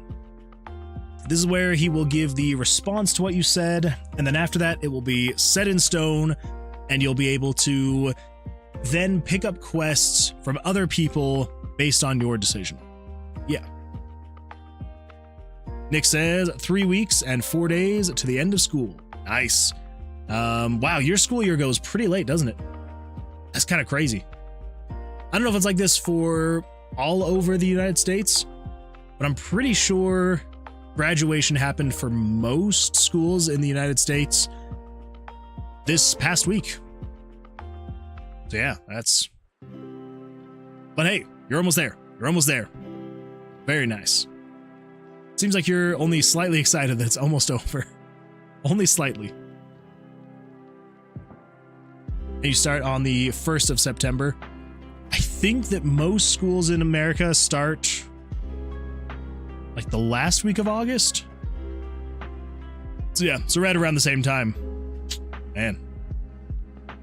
Cameron says, "Okay, gonna write. Good luck. Hopefully that goes well for you." Yeah. My local college had their commencement last week. See, there you go. Yeah, usually my brother's birthday is the first day of school. Yeah, it's good times. Glad that is long behind me. When I say long, I mean long behind me. This year is going to be my, oh my gosh. This year is going to be my 15-year, yeah, my 15-year, like, graduation day, year, time, thing. And yeah, kind of crazy stuff. Weird to think that I've been graduated for 15 years. An old man. All right. So now,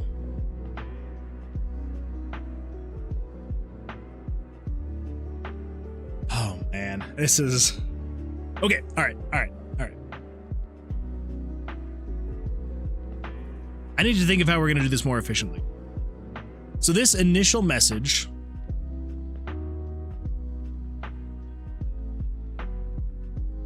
needs to change based off of where you are in the story. And when you talk to Old Man, this also needs to change based on the current story.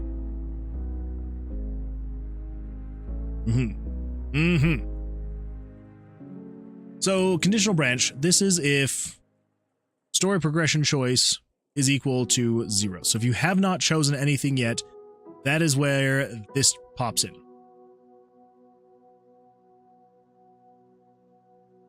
Yeah.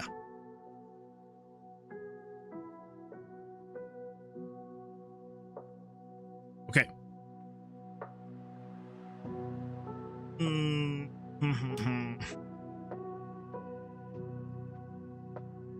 I just want to see. No, that's going to be fine. It's just going to add a little bit of a complication, but we should be fine. Fairywinkling says, sleep beckons, I must retire. Have a great rest of the stream. Thank you, Fairywinkling. I appreciate that.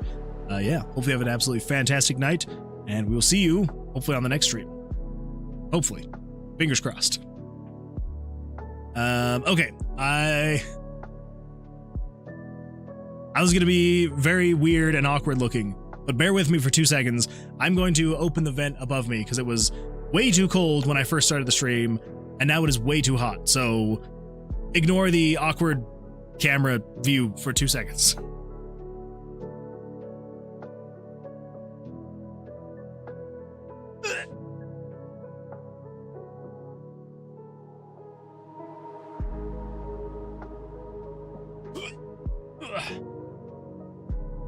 Whew. All right, I'm back.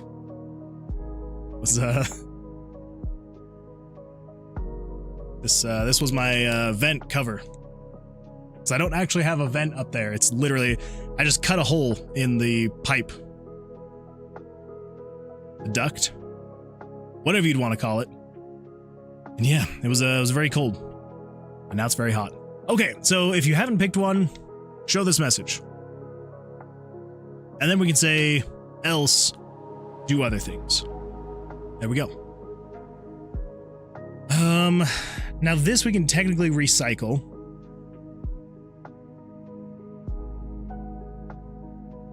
But I think we're probably going to actually just cut this. We'll leave it there for now. We'll leave it there for now. So if you picked number 1, this is when we want to change this message.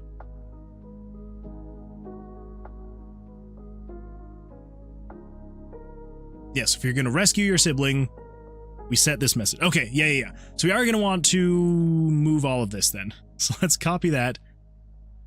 Let's throw this. Oh, we actually need all of this. Yeah. All right, so let's copy that. Let's throw this in here.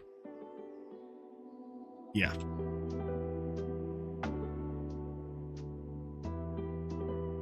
And then an else, do that. And down here, this is going to be all of this other stuff. We can get rid of this.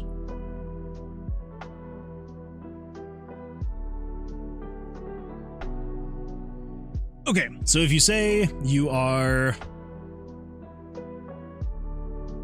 looking for my brother.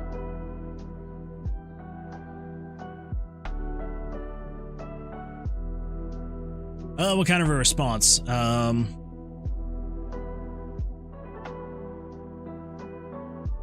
Many go missing in this town. It's the sad reality of living so close to a cursed tower.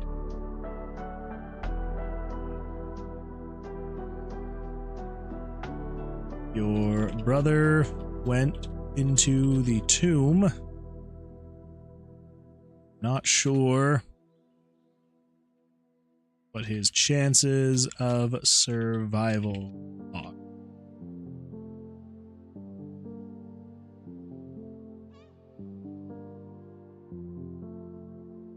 I can never remember. Does the period go before the end of the quotation marks? I think it's end of quote. I think it's period, end of quotation marks. Pretty sure. If anyone who is better than at English than me, let me know.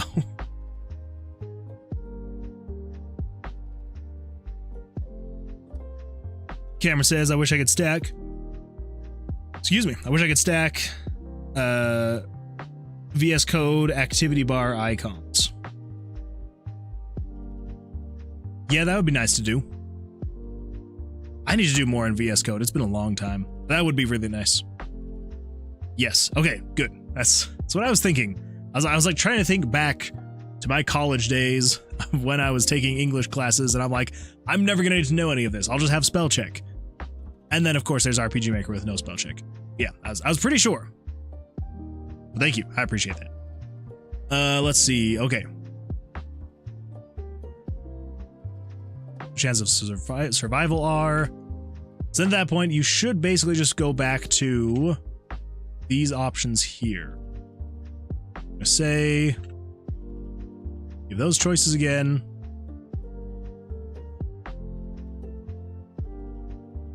And then we're not going to break the loop. We're going to jump to start.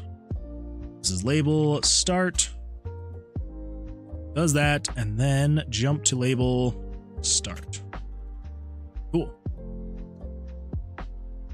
And then same thing here. If you pick number 2, which is you saying, I'm here to profit from the tomb. Again, we'll probably change it, but whoop. There are indeed treasures beyond belief within the tomb. However, there are dangers beyond your comprehension. Chances are you won't leave with your life. And that got long. Say beyond belief. There are... Wait, we get rid of belief here then.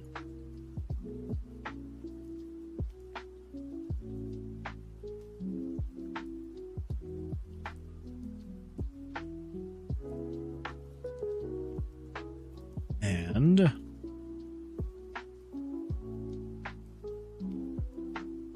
okay, that should be fine. Cameron says, any punctuation before a quotation if it ends a sentence. I prefer to have all of my sidebars to the right. Yeah, I should probably remember that. And I actually kind of I confirmed it in my head when I noticed that I had the question mark within the quotation marks, and I was like, that feels right, so that should mean that the period should also go there as well. Yeah, so then it does that. Cool. So let's do that again. Let's copy that, paste that. Oh, there we go. Find and kill Vercilias. Oh, wait. Have I been... Okay, so this is one I forgot to have the quotation marks. Go. So yeah, so this one is find and kill Vercilias. Aren't the first...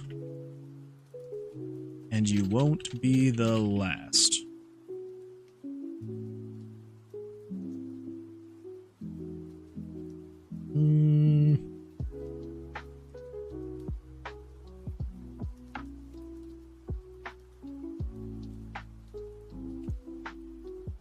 Countless brave men and women have tried the same, only to end up dead. Or worse,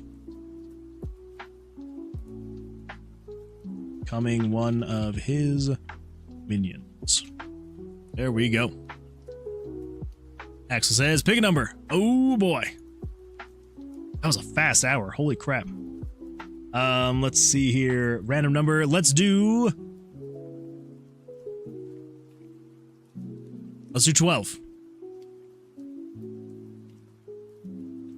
Fingers crossed. Fingers crossed, everybody. 12.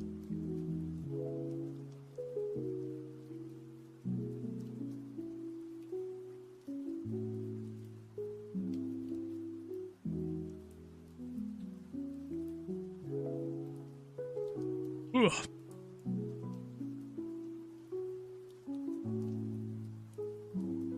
This one is dream of becoming this town's hero.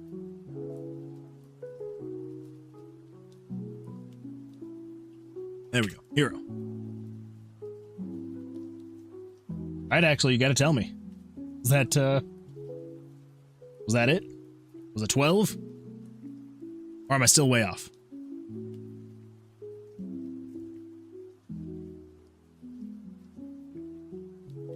Funny you should say that. There was another with your same intentions that came through here last week.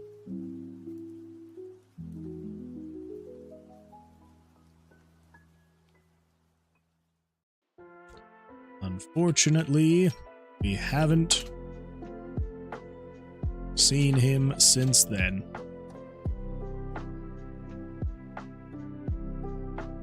All right. Now, it's not going to be perfect. There's still some issues with it. But let's check this really quick. Okay, good. Okay. Let's see, Axel says, sorry, I was busy. What was the number? The number was 12. And I took your silence to mean that I was correct in my guess. So, hopefully that's the case. Dang it, it's not. Oh well, we'll try in an hour. Try again in an hour. But now we're down to 91, so we're making progress. So, if we visit the Mage Guild, old dusty books fill shelves that line the walls. An old man sits behind a sturdy-looking wooden table. Oh, I thought I missed something for a second. Okay. So if we talk to the old man... Right. Oh, did I not add the weight? Wait, what?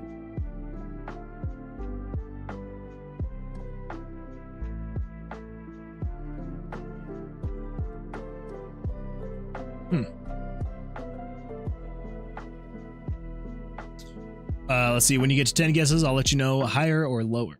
Oh, well, that'll be good to know. Hopefully, fingers crossed, that'll actually help me.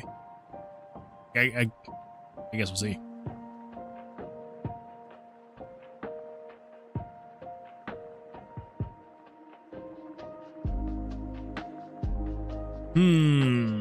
Okay, what happened there? So it shows the message. And I picked talk.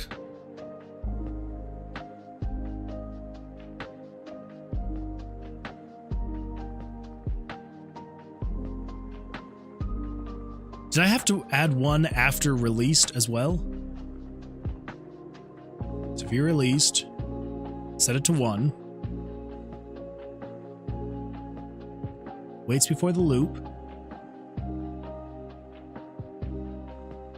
Yeah, just waited for before the loop.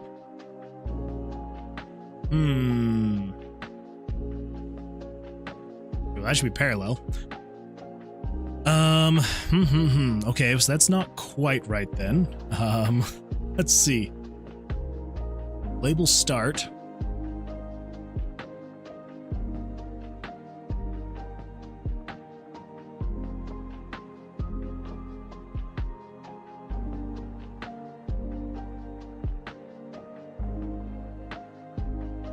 Yes, if you talk, you release. Oh, I didn't add a... Okay, all right. That would do it. That would do it. Let's add a wait to this loop.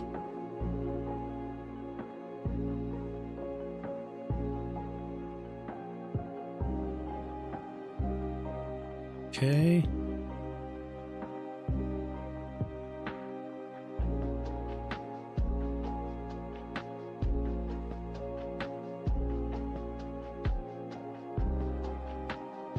Okay, now I should be able to come over here. We'll visit the Mages Guild, and if we say talk to the old man, we now have our actual options. Welcome to our little town. We've seen better days, but we're all too stubborn to leave. It's not often we see a new face around here. What brings you to our little town? Enter options. Looking for my brother, here to profit from the tomb. Here to slay Vercilias, yada yada yada. So if we do, I am looking for my brother. Okay. Oh,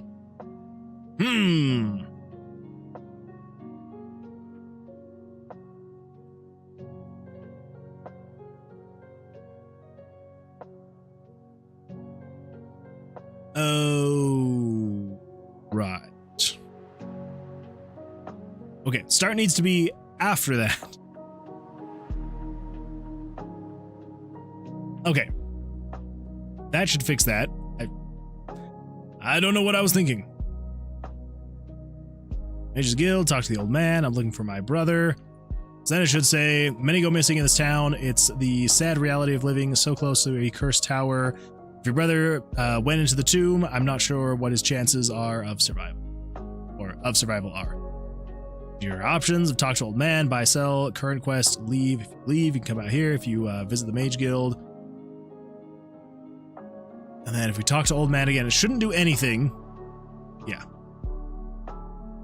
We haven't actually programmed that, which will make sense. All right, there we go. Fantastic. So that is that. Also, let me know. So the air just turned on, and it's like literally blowing down like at me. So, if you can hear that in the microphone, I apologize, and we will figure something out. Yeah, we'll see.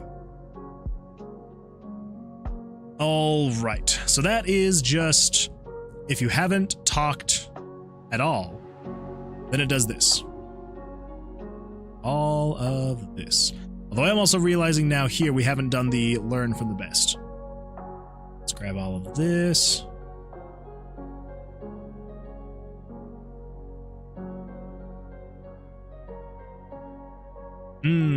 I forgot to jump to label. So get rid of break loop and get rid of that break loop. Let's copy that, get rid of that. There we go.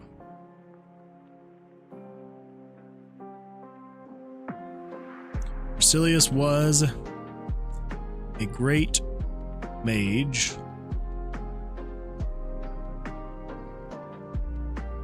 I'll give him that.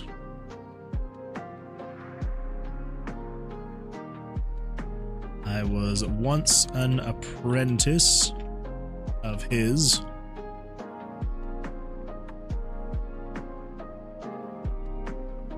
But he lost his mind. Started down a path no one should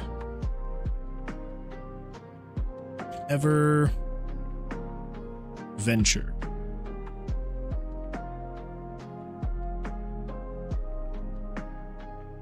Plus, he's dead. We will rewrite all of this, but for now, we do want to have some dialogue where it's like, you know, he's admitting that Vercilias was great. He was his own student, a student of his at one point in time. but he's also dead. It's like, you're not really going to be able to do anything about that. And then you've got your options of talking to the old man, buying and selling current quest, and leaving. So, in this else, this is where you would then start all of the other dialogue options for everything else to do with the old man. Okay, so we're going to say conditional branch. If the variable, so you got POI instance. We do need that because that's going to determine what thing you're in. And then you've got the actual story progression choice. So that is your actual, like, this is what you're doing in the game. So all the NPCs are going to use that. This is just letting you know what building you're in. So now we need to find a variable block that is big enough for the two of us. I think this should be good right here. Right here. D6 spawn. Okay. Yes. So we're going to say NPC 1. Mage Guild. He's not technically NPC 1. And we'll leave it like that anyway. Okay, NPC 1, Mage Guild. So if you're equal to 0, then you're going to do this. Say comment, dialogue, 1. Sure. Why not?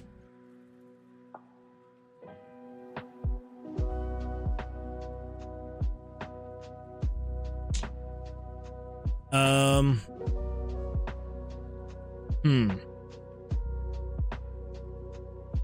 now realizing we're probably gonna have to use...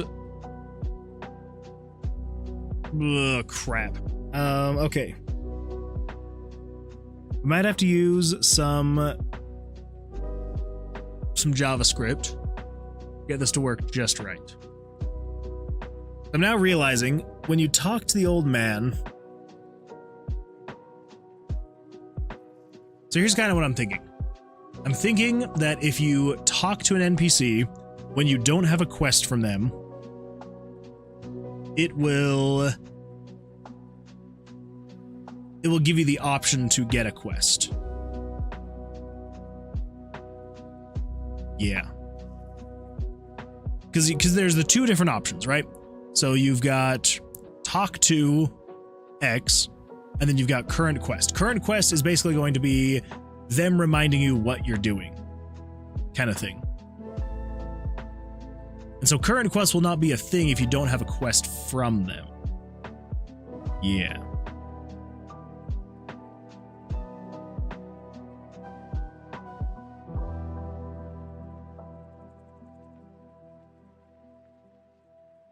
So how am I going to manage this?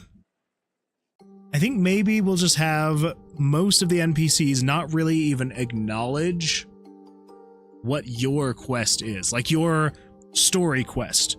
I think that's going to be resigned to one of the NPCs. I'm kind of thinking the person in the church is going to be the one that's like working with you on your primary quest. All the other NPCs, if you talk to them first, they will, like, they'll acknowledge what your quest is, right? Like right here, you know, you're looking for your brother, you're wanting treasures, all of that fun stuff. So then we're gonna say, after that, then it just leads into you chatting with the NPCs about their quests, like their wants, their desires, any help that you can give them. Yeah.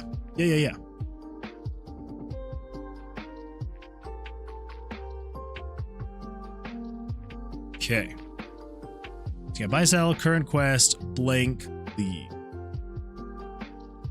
Okay, so I think what we want is this loop right here. So if we cut this, put this in here, dialogue 1. TK Gamer says, yo, how was your vacation? It was absolutely fantastic. Thank you for asking. I appreciate that. Yeah, it was good. It was good to be back, though. I will say it's almost kind of like, you know, how like when you have like a 3-day weekend or something like that, and by the time you get to the end of the weekend, you're just kind of, it's kind of just nice to start getting back into your routine. So absolutely loved it. It was an absolutely fantastic anniversary. Loved where we went. Loved being able to spend, a few days with my wife, unburdened with a child. We missed her. It was so great to actually see her again after we got back from our vacation. But yeah, it was nice to have a couple days away though. Yeah, it was really good. How was your weekend, TK Gamers? Hopefully it was well. Nick says, how's the exit? The exit... Oh, well, it's not... We haven't really beautified it yet, but it technically works. So, if you want to see really quick, so you got the town. So if we were to head north to the tomb, you can enter the tomb, and then here we are. And if we come down here and we go to room 47, which should be the room with the exit. So here we go. We can submit a blood sacrifice. There we go. It is good to go. Ignore all the flashing pictures. Then we go through the portal, and then it will give us an option. It's a little janky, but give us an option of progressing to the next level or returning to town. And so you can either progress to the next level, and it will just take you to floor 2 in the dungeon. We can merge some of these dice. I feel like it's a little bit difficult to realize what's happening if all of the dice are out. So I'm just going to move them around a little bit so you can kind of actually see that they all stay and they don't change. Then if we go back to room 8, which is where the next exit is, if we make another blood sacrifice, there we go. We go through the portal and we can head to town. And there we go. Now we're in the town. And in here, we'll be able to buy and sell dice and do all the fun stuff. So yeah. It's coming along. Definitely needs some beautification, but we'll get there. We'll get there eventually. But yeah, so there's technically a full loop of you being able to go from floor to floor to floor, and you can also exit the tomb into the town. And yeah, we're getting there though. We are getting there. Cameron says, I prefer an OC story. OC story. Like open choice? What is an OC story? Oh, original character story. It's a narrative built around a character that the author created themselves rather than using existing characters from a published work. Oh, well. Well, yes. This should be pretty OC, I will say. Should be. Writing an original character story. Yeah, that's definitely what I'm going for, is trying to be as original as possible. We'll see how original we can get, but yeah, that's the goal anyway. Well, to a point. Because I want to write the story, but I also want the player to feel like they're able to make their own decisions on where they go and what they do, to a point. Within the constraints of what I can actually develop in a sane amount of time. So.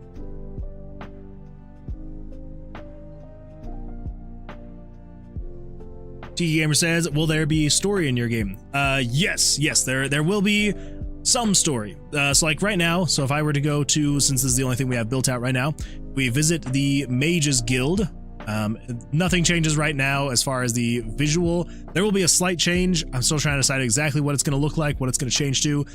Probably what's going to happen is this image back here will fade out just a little bit, and then there will be like another window that pops up over it, like a smaller window with like either the face of the person you're talking to, or I don't know, just something small. So I'm not going to create a whole new scene again, but something small here. But anyway, so yeah, so when you come in here, there's a old man in here, and you can talk to the old man, and then you can say what you're doing here in the game. Woo! Love it. Say what you're doing here in the game, and yeah, and so hopefully the player will be able to kind of pick and choose what they're doing, and that will be your driving end goal for the game. Is you being able to choose, like, are you looking for a sibling? Right now we're just saying brother, but I might change it to where you can choose between brother and sister. Are you looking for your sibling? Are you trying to just get rich? Are you trying to kill the big bad? So on and so forth.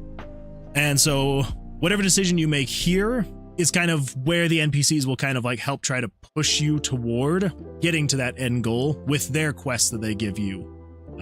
So hopefully the goal is to have it be, it's going to be a shorter game, like as story-wise, but I'm hoping that there will be a lot of replay value, where it's like, even if you're finished with your own quest, there you can just keep going, you can keep going deeper into the tomb, you can keep merging your dice, upgrading your spell book, and all that fun stuff. So that is the plan. So there will be a loose story, just to, like, you know, for anyone who wants that aspect to keep driving them. But for the most part, it is going to be mostly, you're going to be in here going into the tomb after you've bought your dice and done all that fun stuff. And then, yeah. I also just realized it just reset the dice again. I'm going to have to fix that when I get to that point. But, yeah, we'll see. We'll see. Bloodkin says, I like the whole dice mechanic. Well, thank you. I appreciate that. Yeah, this was the original mechanic that we started with. And I feel like this is probably the most fleshed out mechanic because it's been in here the longest. So yeah, I enjoy it too. Sometimes I will find myself just like organizing my dice and getting it all set up and then going through the tomb and finding more and just adding and merging and yeah. Anyway, yeah, thank you. I appreciate that. Hopefully it's going to be something that'll help set the game apart from other games like this. Hopefully. We'll see. Okay, so without getting too far into the weeds of going around and collecting dice, let's jump back into the actual story stuff. I still need to change it so that when you are dragging the dice, because right now, like, you know, if I were to drag this and drop it on here, this dice just snaps back to this spot. I really need to update it so that if you drag it and drop it and it can't do that, then it'll swap the dice. I need to do that. Because it would be nice to be able to like drag it up here and just like have those swap versus it just snapping back. Oh well, we'll get there. All right.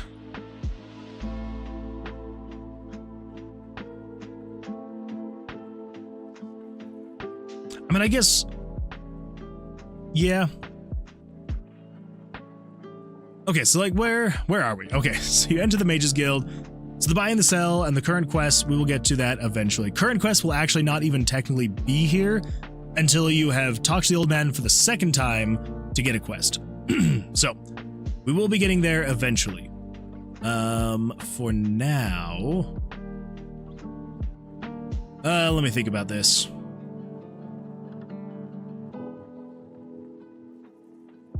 Let's actually do this. Let's come in here. It's not going to be anything too great. It's actually going to be very minimal. So bear with me, but let's pull up, come over here to images, pictures. Let's take a look through here. I think. Yeah, okay. So we've got Town UI 1 and Town UI 2.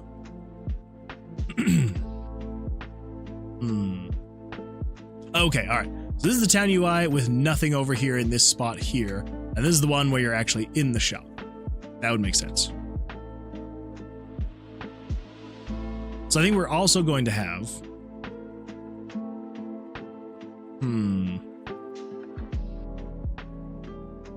Trying to decide.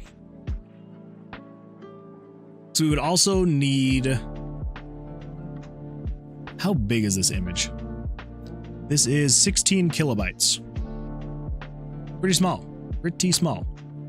So I think probably what we're going to do, and I know that I could just come in here and I could just have another image go on top, but I think we're going to just do this. Let's just grab Town 1. Let's open this up. I'm going to do 25%. Go. Okay, so general idea is we're going to have something like this that pops up. 85 pixels, huh? All right, let's do 85 by 84. Should be all right.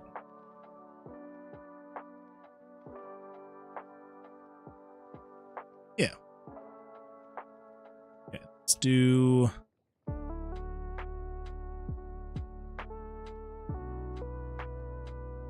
this really quick. So I'm just getting a outline to match. Whoa. There we go. It's more like it. to match other outlines. Okay, and then we go like this. This.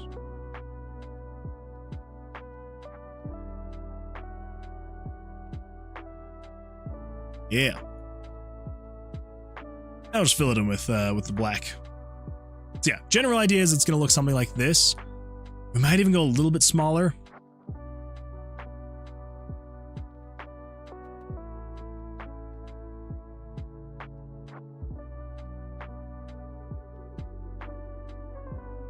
Yeah, maybe something like that. I think that'll be good. Okay.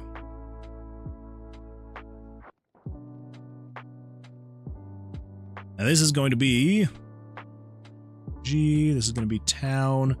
Got 1, 2. This is going to be town 3.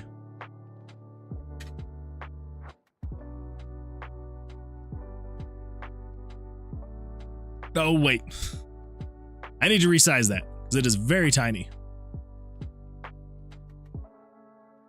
So 25. Copy that down here. Paste that. Okay, so you are going to be 400%. 400, not 40-40.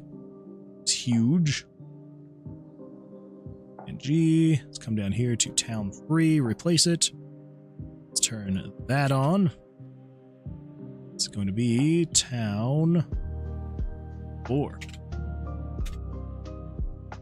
All right, so down here, we're then going to say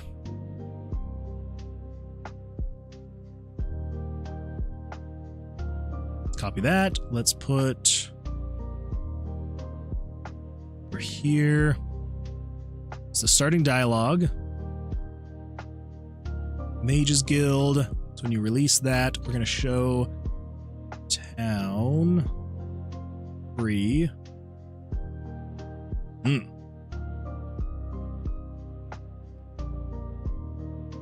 Town 3, you've got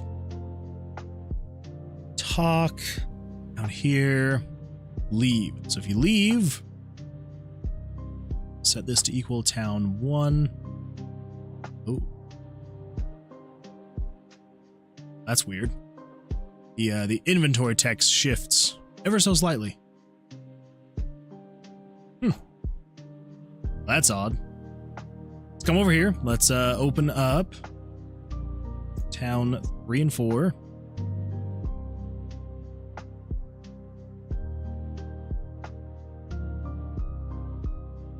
To 52 and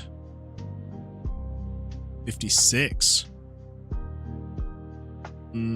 Yeah, that would make sense.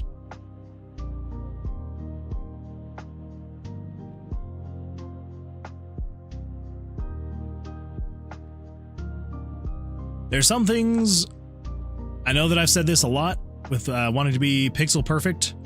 There's some things that I'm just like, you know what? I can center that. It's going to be fine. It's not going to look weird. The weird thing is when you start using like text with different pixel sizes. That's when it starts looking a little bit weird. But having it centered shouldn't be too bad. Shouldn't be the end of the world. So if we visit the Mage's Guild, we should pull this up. Go. So you got this little window here that I'll be able to put a character, a scene, an environment, something like that. Then if we leave, we should go back to the town. The Mage's Guild. Leave. Mage's Guild. All right. Talk to the old man. Welcome to our little town. Looking for my brother. They go missing in this town. It's the sad reality of living so close to a cursed tower. And if you leave, go and visit the Mage's Guild again. If you talk, nothing should happen still. Cool. All right. Okay, so in here, you got buy and sell, you got current quest. I think probably when you enter the tomb and come out, that's when it's going to actually reset his inventory. right, so what is technically the thing we're working on? Trading town, mage guild. Pretty big undertaking. We'll leave it at that there, I suppose. Okay. Current quest, blank, leave, buy and sell.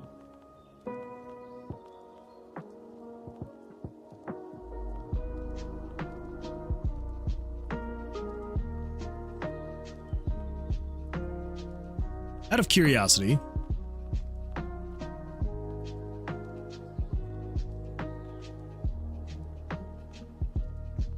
I just want to see what happens. Come in here to the town. I believe that should set a handful of dice in your inventory. Okay, good. Whew. Just making sure that I couldn't actually move anything over to there. Oh, balls.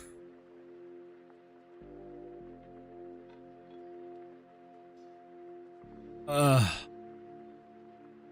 I need to make it so you cannot put dice down in the freaking town. Alright. Alright. That's fine. That's alright. We're good. Bug. Don't let dice be put down in the town's streets. I mean, that one should be pretty quick and easy. So with dice move, it should just be a matter of this guy right here. So if we delete this, I shouldn't ever be there. And then if we come in here,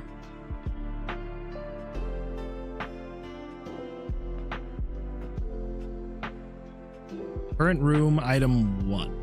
Yeah, so you,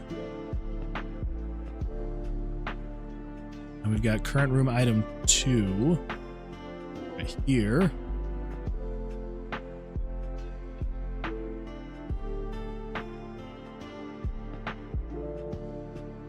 Else, all of this. I think what I should be able to do is so much right here. So if I should be able to come over here, and I should be able to grab that else handler.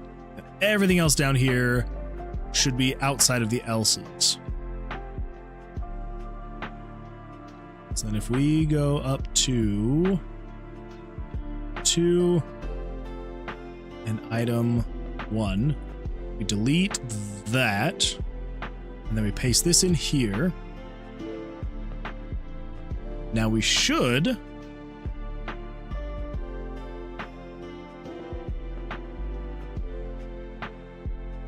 okay, cool. Well, that was a pretty easy bug. Not too bad if I say so myself.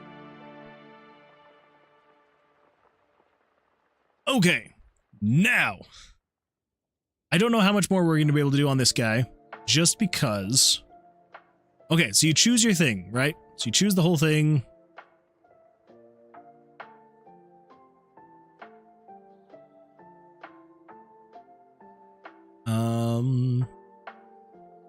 We already set all of these.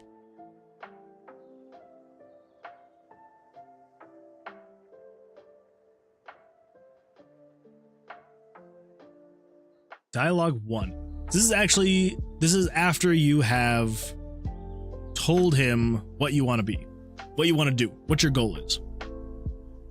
Cameron says, I'm so goofy I installed Windows 10 when wanting 11. It's always a good time. Well, hopefully, shouldn't take too long to switch over. Hopefully.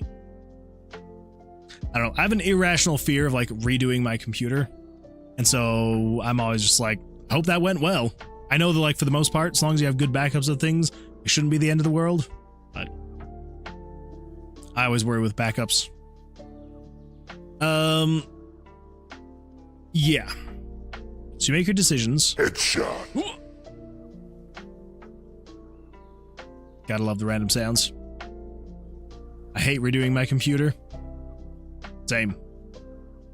Yeah, I've been meaning to redo my computer now for like 9 months, and I just haven't. I don't know, I hate setting everything back up again.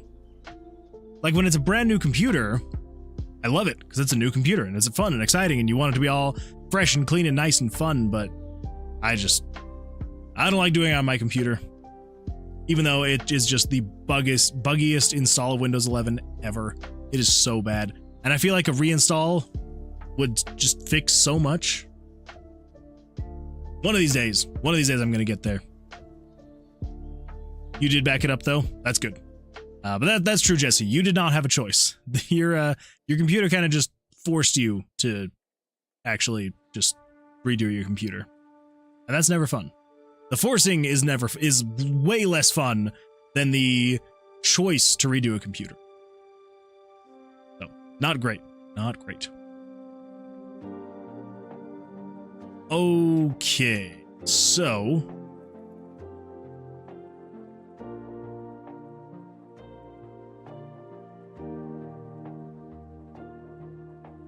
Dialogue 1.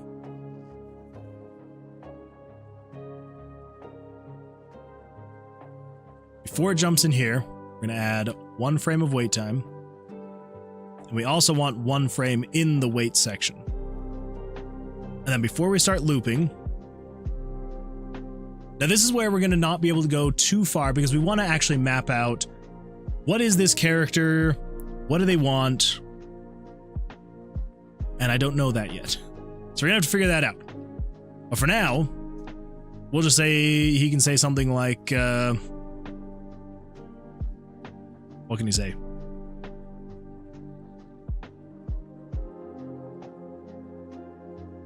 Something like,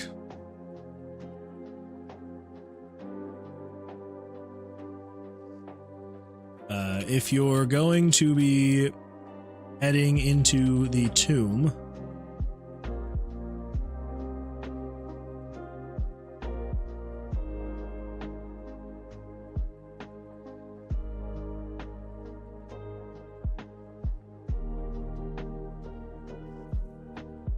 I wouldn't mind you coming back with a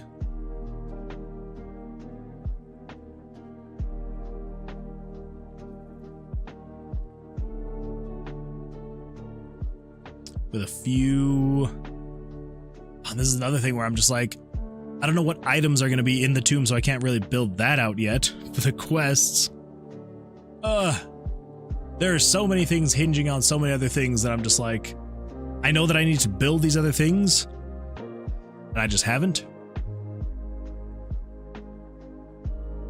I don't know, coming back with a few X. I've been needing them for a while.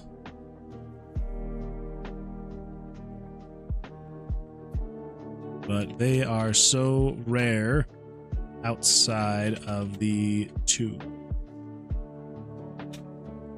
Yeah.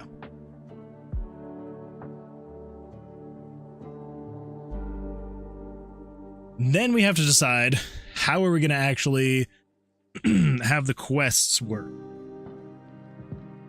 Because the way that they're working right now.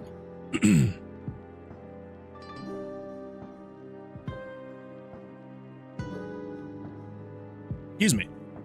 The way they're working right now is, I unfull screen that. You can see there's this little window right here. It's a little quests window. And it literally just fills in with the top three quests that you're working. Which is fine. I think we might actually switch that up. We might not have this be a quests button. The thing is, I might want to switch it from being a quests window to being a quests button. The problem is, I don't know what other buttons we would put there. So you'd have quests. That could be a button. You'd have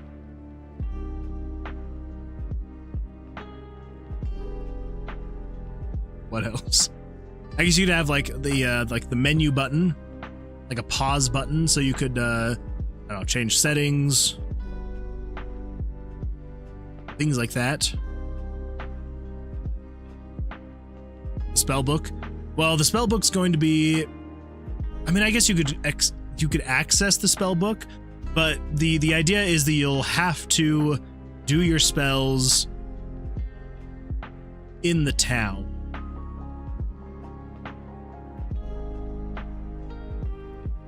It's basically supposed to be like you're collecting as much as you possibly can, filling your inventory, and then you would have to come back to town to actually use those dice in the spell book. But we could have it be where you can like view your spell book, but maybe not necessarily be able to edit your spell book. Maybe. Yeah, so I might switch this to be buttons instead of being a window for quests. That way it's not just a matter of, oh, you have your top 3 quests that it's showing, but it'd be something more of like, you click the quest button and it'll pull up a whole dialogue of, here's your quests, kind of thing, you know? We might do that. Yeah, probably. Okay.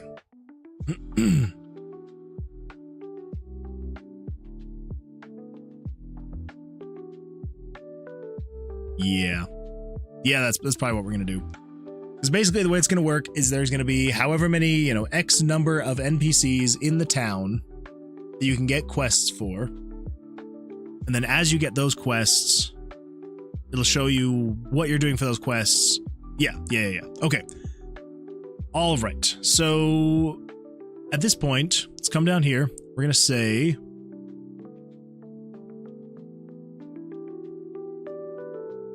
but then I also am not quite sure what we're going to do with the inventory. So the inventory as well, right now, it's just the dice, right? It shows the dice in your inventory, which is great. But I am going to want to eventually have other items that you're collecting in the tomb. Not necessarily anything, you know, it's not going to be icons and all this fun stuff that we have with the dice, but it will be probably just like a list view of items that you have. You know, skeleton dust, slime jelly, things like that. You know, things that you can be collecting as you're going throughout the dungeon, killing monsters, as you're going throughout the tomb, killing monsters. It will collect items into your inventory. It will basically just be quest items. They're probably not going to serve a whole lot of purpose outside of that. Yeah. So yeah, it'll probably be, I would want some kind of button or something to toggle between the dice inventory and your like bag. Like, or maybe your dice bag in your inventory.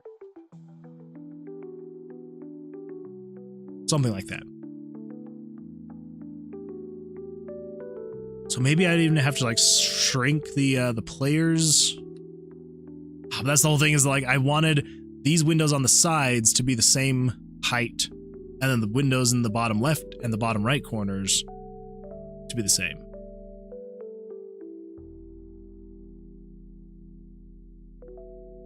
I can maybe put buttons up here, maybe by the inventory, have like little arrows. When you click them, it switches between your bag and your inventory. We could actually, yeah, we could probably do that. Not a terrible idea. All right. So, all of that aside, with all of that, let's see what we can get worked out.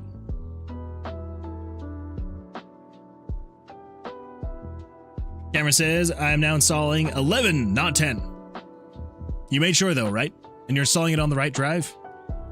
Because the amount of times that I and other people that I have known have done that, when you install it on the wrong drive, you accidentally formatted the wrong drive. My cousin actually did that once, and it was absolutely terrible. Because I believe he had, I think it was something like his C drive. I think it was like a 4 terabyte drive, and his backup drive was a 4 terabyte drive. So he backed up everything from his C drive to his backup drive. And then he went in to go install Windows, and he formatted his backup drive, not his old system drive. And so he wiped all of his backups. And it's just terrible. Terrible. But you did get the right drive. Good. Absolutely fantastic. Nick says, maybe change the bottom right dice slot to bag/inventory button. We could do that as well. We could, yeah, just change one of these, just get rid of one of these dice to be turned into a button. I don't know. I feel like especially with higher levels, you're definitely going to want this bigger bag. So I worry about getting rid of these, because I had thought about maybe even getting rid of this bottom layer and just having this be a button to like switch back, like toggled back and forth between inventory and bag. But then I was like, no, you're definitely going to want all 15 of these slots. So I don't know. We'll see. Codex here. First of all, welcome. Glad you're here. Says, unless you do a lot of rewriting over and over, it's fairly easy to recover a formatted drive. That is true. Yeah, I can't remember what it was that he had done. He didn't use like the typical, like he didn't just use like the format option in Windows. He like ran it through like a multi-hour long format. So it was like, so it erased everything, rewrote over all the bits, formatted all those again, rewritten, and it was, yeah. I don't know why he went through that process. It kind of seemed a little bit, but he was having issues. So the problem was he was having issues with his drive, with his whole setup. And so he was like, let's just wipe everything. Let's basically just rewrite every single bit on this drive and just make it as fresh and clean as possible. And yeah, not great. Yeah, it was a goner. So luckily, I mean, about half of it was probably just Steam games and stuff like that he could have just downloaded again. But the other half was a lot of stuff that he had been collecting from certain bays of the internet over many years. And so he's like, well, not getting that stuff back. But yeah, it's good times. So, all right. Well, let's jump in here. Let's keep this going. Let's see if I can keep my brain focused. I don't know what it is, but skipping one day is not great. Not great at all. Let's see here. Teacher Eduardo M says, hello there. Greetings from Brazil. Welcome, Eduardo. Or should I say Teacher Eduardo? Welcome. Glad you're here. Come on in. Sit on down. Hopefully you're having a good time. Hopefully you had a fantastic weekend. And yeah, hope it's going well for you. Let's see here. JK says, hey, I discovered you through shorts. Well, welcome. Glad you're here. Glad you were able to find me through my shorts. Yeah, I sometimes wonder if those work, but I'm glad they are. So, glad you're here. Come on in, sit on down. Nick says, you know that's impossible to get 20 level D20. It's not impossible. It's just going to take a very long time. Nigh impossible. So here's the thing, though. So here's why it's not going to be technically impossible. Because I know that technically, yes, if you were looking at your inventory right here, it would technically be impossible to be able to merge up to level 20 just in these 15 slots here. That is true. That is 100% correct. So the hope is to kind of get around that issue of like the actual size of the inventory. The hope to be able to get around that is by being able to utilize, come over here, the actual spell book itself. Obviously, this is not the final design, but something like that where it's like, you know, you're also moving dice into these slots here. So you've got a little bit more room and options for merging and having a little bit more room. I don't know. I haven't fully thought about how I'm actually going to get to that point where they are fully upgraded to D20s. We're going to see. We're going to see what happens. I don't know. Eduardo says, feeling bombastic, fantastic. What about you? I'm doing absolutely fantastic as well. Thank you for asking. Yeah, I just got back. Well, not just got back, but a couple days ago, got back from a vacation that I had with my wife. We were celebrating our 4-year anniversary, so I was out for a few days, and yeah, it was a good time, and it's nice to be getting back into the swing of things, but I feel like I am so all over the place because I'm just like trying to remember what I was working on, what we were doing, and getting back into the mindset. So yeah, doing great though. Hoarder bag, you get 2 times more slots for loot. We could do that as well. Something that we've kind of tossed around potentially doing is if we get rid of these bottom slots here, maybe like sectioning it off into the different elements. And so you would switch back and forth between the different elements that you have. And so like if there was a dice, you know, if we were to say, if we come into the tomb, so let's say, for example, if all you had in here were, you know, the blue dice or something like that. And if you were to pick up a purple dice, it would then switch you to your bag of the purple dice. That way you have it's a sectioned off bag, and it's you know, it's blue, red, purple, green, and they're all in their own pages, so that we have a little bit more room as well. I don't know though. I still trying to figure out exactly how that's gonna work. Yeah. We'll get there though. We'll get there. We'll figure it out. Let's see. Eduardo says, we love gambling. I'm glad you had fun as well. Yeah, I had an absolute blast of a time. Funny you should mention gambling. I don't know how long you've been here on the stream, but I did mention that on our vacation that we took, we found this little space, not necessarily a gambling place, but it was a place where you could just like play gambling games, you know, blackjack and poker and all that fun stuff. And yeah, my wife and I spent probably a good 4 or 5 hours there, just playing games, and yeah, it was fun. It was a good time.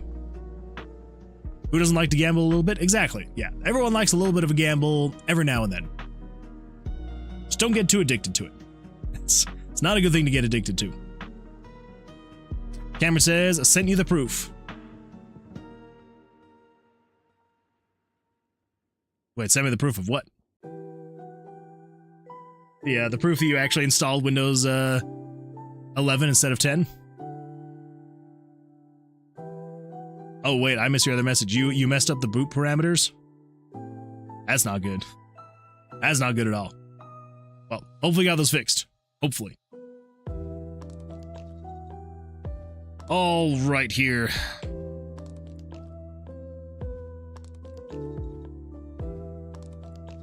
So where were we? Yes. So the different options. So this is if you... Okay, yeah. So this is if you talk to him after you've talked to him for the first time. So if you're going to be heading into the tomb, I wouldn't mind you coming back with a few X. I've been needing them for a while, but they are rare outside the tomb. Okay, so then what are the other options we've got? Ooh! That was a good time with those random sounds. Let's see, Eduardo says, anyway, so how does the game work with blackjack mechanics? And correct me if I'm wrong, but also, isn't blackjack the game you need the sum of the cards to be 21? Yes, that is a great question. And so yes, so blackjack is the one where you need to draw up to 21, but not over 21. As high as you can get to 21. So yeah, I will show you really quick how that works in the game. So basically, what we got here is, we'll pull up a new game. So yeah, so general idea of the game is you are in this tomb. It's called the Tomb of Vercilias, and just without going too much into the backstory, essentially Vercilias was a mage who worked for the king. He started delving in, like researching black and dark magics, and the king was not a fan of that, and so the king was going to have Vercilias arrested, and Vercilias was like, I don't want to be taken, and so he cursed his own wizard's tower to be constantly shifting and changing to keep people out. And everyone's kind of like, well, we haven't seen him in a long time. And so he's like, so people are like, well, he must have also trapped himself in his own tower. And that kind of like explains the whole random generation. Cause I don't know if, let me hide the chat really quick and hidden. So right up here, you've got your, you got the map right here. Oh, actually, it's, what do we got here? There we go. Okay. So yeah, so right here you've got like your mini map, and so as you're exploring, you are exploring the tomb, but it is a randomly generated tomb every single time. I know this isn't going to actually prove anything because it'll just spawn me in a new spot. So yeah, so if we move around, it's randomly generated every time. So yeah, so that kind of is the whole idea of why it would be randomly generated, because it was a curse that Vercilias put on his own tower. Anyway, let's see here. For a second, I thought about poker. We call it 21 here. Oh, okay. AKA Vinte Vinteum.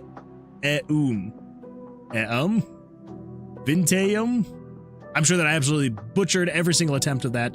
But yeah. So it's blackjack, not poker. Let's see. Lydia says, "Hi, I'm new here. Welcome, Lydia. Glad you could be here. Come on in, sit on down. We're actually explaining the game, so you've come in at the perfect time. Are your neurons back to their place?" I don't know what you mean by that. And what about the ones and twos? Yes. So, all right. Yeah, so I will definitely explain all of those. So, yeah, so the way the blackjack works, I actually just realized I need to turn monster spawns back on because I had turned them off. So let's turn monster spawns on.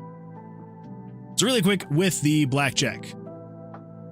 So the way it'll work is when you come across a monster, there we go, and just ignore all of the horrible monster art. I'm not exactly great at pixel art, especially when it comes to monsters and individuals.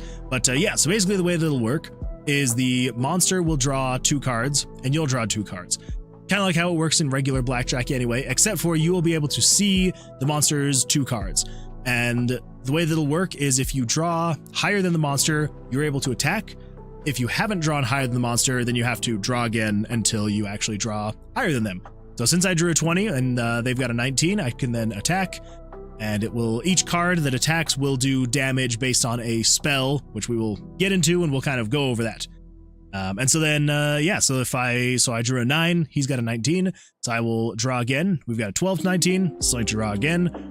22, I busted, and so now he gets to attack me, and then we redraw again. He drew a 20, and so that's going to be kind of difficult. So let's see if I can. Nope, 25. There we go. I got a 20. I can attack. There we go. Now he's dead. So yeah, so that is how the basic battles work in the game. It's just you draw 2 cards, they draw 2 cards. You can see it, like it's basically setting your and their armor class, and then whoever has the higher armor class wins. So, and then there will be mini bosses. So let me show that really quick. So let me pull this up. Let's set this down to -3 or -1 so that it doesn't actually spawn the monsters. Let's see. Oh, you meant for Lydia. You were on another stream playing word game. Oh, well, there you go. Very nice. Lydia says, I need somebody to develop my game besides something checking in for what you're doing. Wait. I feel like I need to read that again. I need somebody to develop my game besides sometimes checking in for what you're doing. Oh, okay. Gotcha. I think I gotcha. Well, I'm glad you're here. Either way, regardless. Lovely monsters now make a flesh wall. I can see about that. I see, but what about the dice? Yes, so for the dice, so basically this was kind of like the original mechanic for the game. So basically the way the dice work is they're magical dice, basically. So yeah, so you will be collecting these D20s as you're going throughout the game. And, you know, they'll either just be randomly on the floor, you'll get them from killing monsters and all that fun stuff. And basically what you'll do with them is you will be merging them as you're collecting them. So, you know, 2 D1s become, or 2 1s become a 2, 2 2s become a 3, so on and so forth. And so, yeah, so as you're merging them, they become, you know, greater valued. And then essentially the idea is as you're going through here and collecting those dice, let me now come over here. There will eventually be a spell book. You will then use these dice to upgrade and like research new spells. So this is just a rough draft of what the spell book will eventually look like. The general idea is you've got 4 different elements. So kind of like how you would have the 4 different card suits. You know, so instead of having, you know, hearts and diamonds and spades, you've got fire, earth, necromancy, which I may switch. My wife and I were talking about this. We might switch it to like arrow or something, so like wind or air. But anyways, yeah, so right now you've got 4 different elements, and each one of the cards correlates to that element. So if you were to draw a red card, it correlates to your red spell. Green card, your green spell, all that fun stuff. And then basically the way it'll work is as you are collecting these dice, you'll be able to then put these magical dice into different dice slots that correlate to the spell, and it will increase the damage of the attack of the spell that you're casting. So right now the damage is now equal to 4, because I've got a 1 and a 3 in the spell slots. So if I take out the 3, it's now just does 1 damage. If I swap out the 1 with a 2, now does 2 damage. If I put a 3 here and another 3 here, we're now doing 8 damage. And then with the spell names, I know you can see it just says Pyro, Pyro, Pyro. It won't just be that. It's not just going to say Pyro even. These are just placeholders for eventually there's going to be different spell names. So my wife and I were actually working on that over this weekend. And so, yeah, trying to get like the different spell names all worked out and figured out. Yeah, so eventually it will be something like, you know, Fireball. And then if you put a second fire slot thing in here, it'll be a bigger Fireball, that kind of thing. And then a giant Fireball. You know, that's the kind of vibe we're going for. And then you'll also be able to mix and match. So, you know, if you had your pyro spell here, and then if you were to put in geo, you know, if you've got fire and earth, it'd become lava or something like that. And so, or magma, or whatever you'd want to call it. And so, yeah, so that would be magma. And if you were to throw hydro in there, maybe it would be like flowing lava or something to that, something like that. So anyway, that is the whole point of the D20s, is as you're collecting them, you'll then want to get out of the dungeon with them, and then you'll be able to put them into your spell slots and make better and better spells, so that when you come back into the tomb, you'll be able to fight the monsters with stronger spells and do more damage. So that is the purpose of the D20s, and then I will show you really quick what the mini boss looks like. Let's see, what have I missed? What have I missed? Are you drawing cards from the same or different deck? So they're technically from the same deck, but as of right now, the deck, they're kind of just limitless. Oh, hey, there's the mini boss. So the decks right now are technically just kind of limitless. I haven't set like any amount of cards that it actually has. So technically you could draw an infinite number of aces. It is completely random though. So if I minimize this really quick, or unfull screen that, then if we come over to the tomb, and then over here, so this is where it's drawing the card. And so literally all it is, it's picking a random number between 1 through 13, 1 being ace, and then 10, 11, 12 are the jack, queen, and kings. So it is completely random, like there's not any set anything. Eventually, once we have our luck stats that we can start upgrading and things like that, it will kind of affect it a little bit. Yeah, but there's no actual deck of cards, like 52 cards that it is pulling from. It's just pulling a random number between 1 and 13. So you are technically drawing from the same deck, but it's not like, there's not really a deck because it's just a random number, right? But yeah, so then like I was saying with the mini boss, so when you find the mini boss, you're able to open the door and you will be greeted with this horrible Cheeto monster that will get replaced eventually. One of these days we will replace this horrible, horrible monster. And so when you're fighting the mini boss, this is more like actual Blackjack. So you can see you've got your cards and then he's got his one card, but you don't see his other card. You just see the one. And so I have to make sure that I'm drawing high enough to where I think that I will beat whatever he draws. And yeah, and so if I come through here, all right, so we've got a 15, one more. Okay, there we go, 19. I'm going to stand on a 19, and then that way it is then his turn, and he has to draw above a 19. He didn't, so I win, and there we go.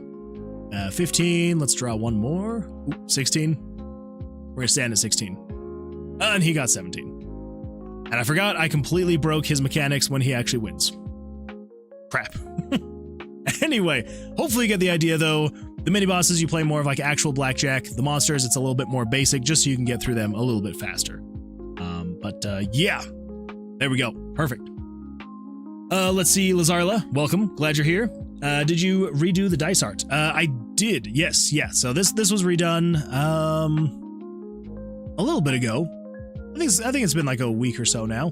But yes, thank you for noticing. I appreciate that. Let's see here. Make it physical, emotional, mental, and spiritual. We could do that, something like that. Then you could do emotional damage. I love it. So the goal is usually getting the biggest numbers, but is there any situation that it would be a bad thing, that it would be a bad thing or such to add brain usage? Not as of right now, but we could do something like that. And so, yeah, I am always looking for ways to try and make it a little bit more fun, a little bit more engaging, and we'll kind of see what happens over time. But yeah, right now it is just kind of trying to go for as basic of Blackjack rules as possible.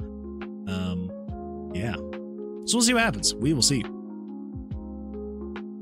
There's also, and I'm trying to see if I can maybe find one, especially with the monsters turned off. I can usually find them a little bit more, but it's not looking good.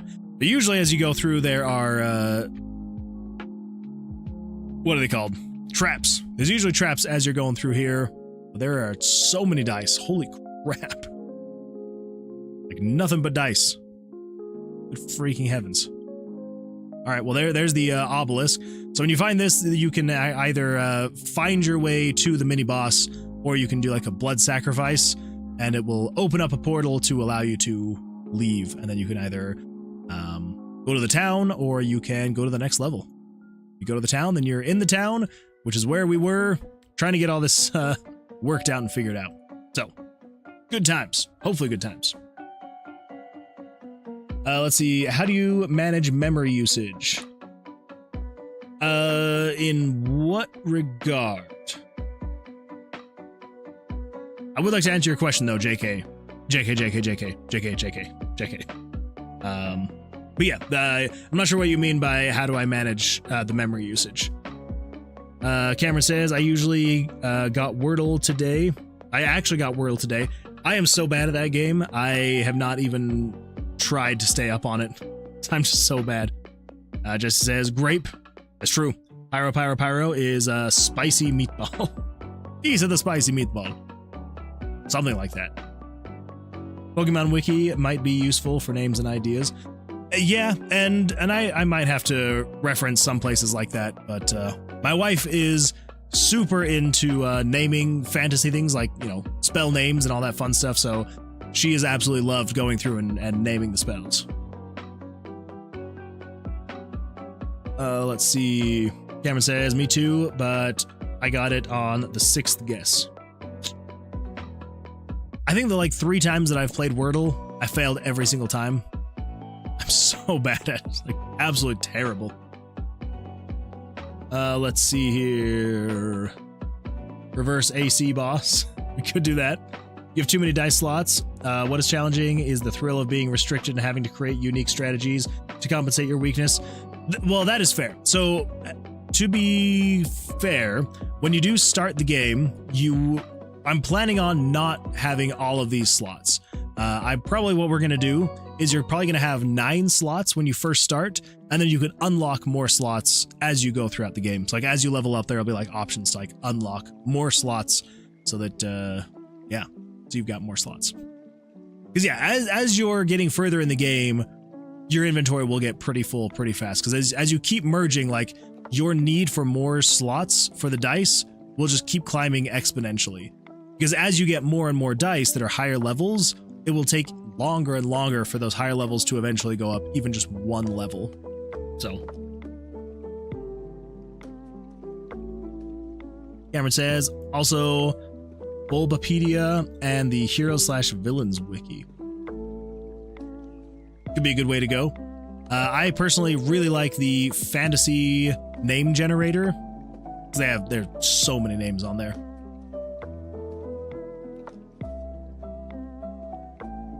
Memory usage as RAM, especially MV, uses a huge amount compared to MZ. Okay, I see what you're meaning now. Well, so with MV specifically, because I am using MV, it kind of works as like a benefit for me anyway. So with MV, it's actually a 32-bit program, so it can only use up to 2 gig of RAM. so the RAM usage shouldn't be too much of an issue.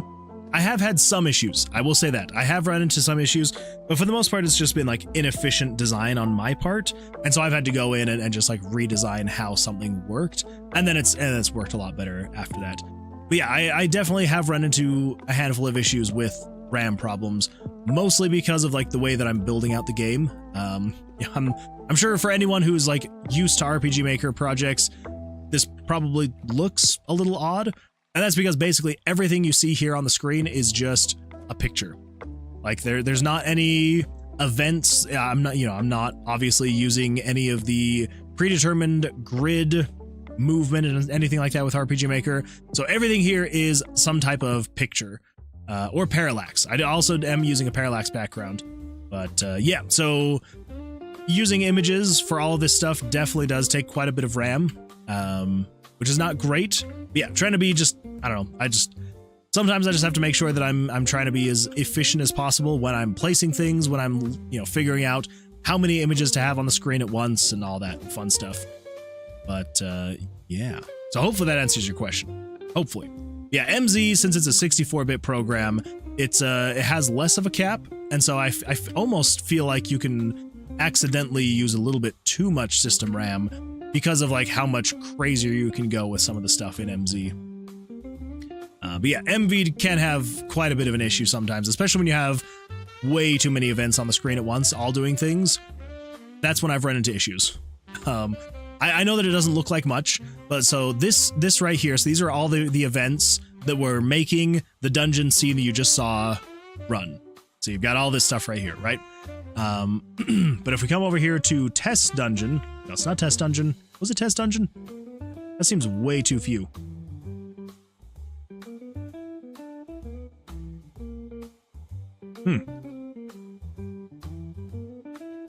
Maybe it was this one. I actually think I may have deleted some of the events. Yeah, there used to be a lot more events on here, all running at the same time, and so I tried to make it a little bit more efficient as we went through. So, yeah, it's just a matter of, like, I build something out, and if it's running slowly or poorly, then I'll have to go in and just kind of make sure to make it as efficient as possible. Lazarla says, I haven't been doing too much game dev recently. I've been focusing on the Pokemon trading card game. I need to get back into the Pokemon trading card game. I was playing that like basically every single day. Like I never missed a pack opening. I even paid for like their premium. Well, okay, I got their free premium thing for a little bit, and it was really good. It was a good time. But yeah, I need to do better at that. My daughter she was the one obsessed with it, and so I kind of stopped doing it myself because my daughter wanted to open all the packs, and then she kind of dropped off, and so I just kind of dropped off. Yeah. But that's not good about the game dev stuff. Have you just been like super busy or just haven't felt motivated to do any of the game dev stuff? Nick says, Necro Geo, the grape of the dead. Hey, there we go. There's a good callback. Water, fire, sauna trap. That would be a good one. Picture menu, nice. Yeah, it's like everything that you see is extremely basic, like very, like it's not anything too crazy. But it just, I want it to look as different from RPG Maker as possible. And so that's what I go with. So it's literally just all pictures. Some of the stuff gets a little bit more in the weeds, but like with all the save slot stuff, that it takes a little bit more JavaScripting. But yeah, for the most part, it's not too bad. All of this is just all JavaScript and hard coded basically, so you can just type, whatever you want. Or whatever. I did limit the length of the name quite a bit, actually, unfortunately. I probably need to get rid of some of that cap. But yeah, so it's really not anything that crazy, but it just, I'm trying to go for that non-conventional look. So hopefully it's actually panning out. Let's see here. How is the player's stat a picture? Are we talking down here in the bottom left? Because if that's what you're meaning, the vitality and the dexterity, the wisdom, the luck, all that fun stuff. So there are a few things that you'll see on the screen that are not just pictures. So I'm using and let me just not have this full screened. Ooh, this one. So for any type of text that I need to have change over time, so actually let's do this. I'm going to close this. Oh gosh, right. Never mind. We're not going to close it. Come back over here. Increase that to 3. Come over here, refresh. So any text on the screen that is not static, so anything that needs to be able to change over time, is all using the HUD maker. So there's some random dude's HUD maker. Let's see if I can find a monster. What the crap? There are so...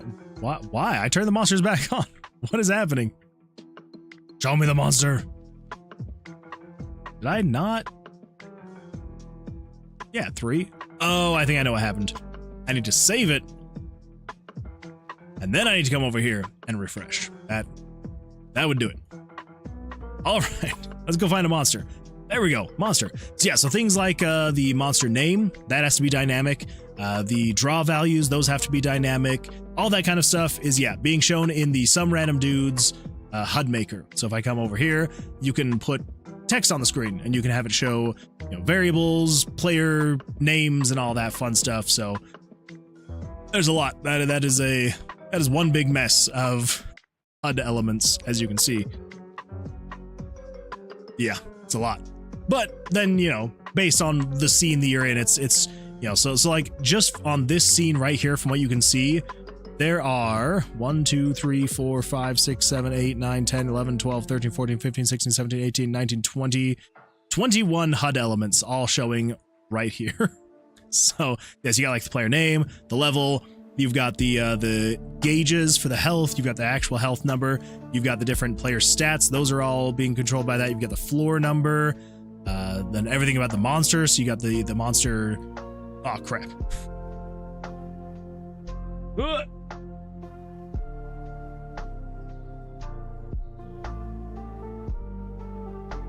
I think that's right. So yeah, so you have the monster name, all that fun stuff. So yeah, so those aren't actually images, those are just using the HUD elements.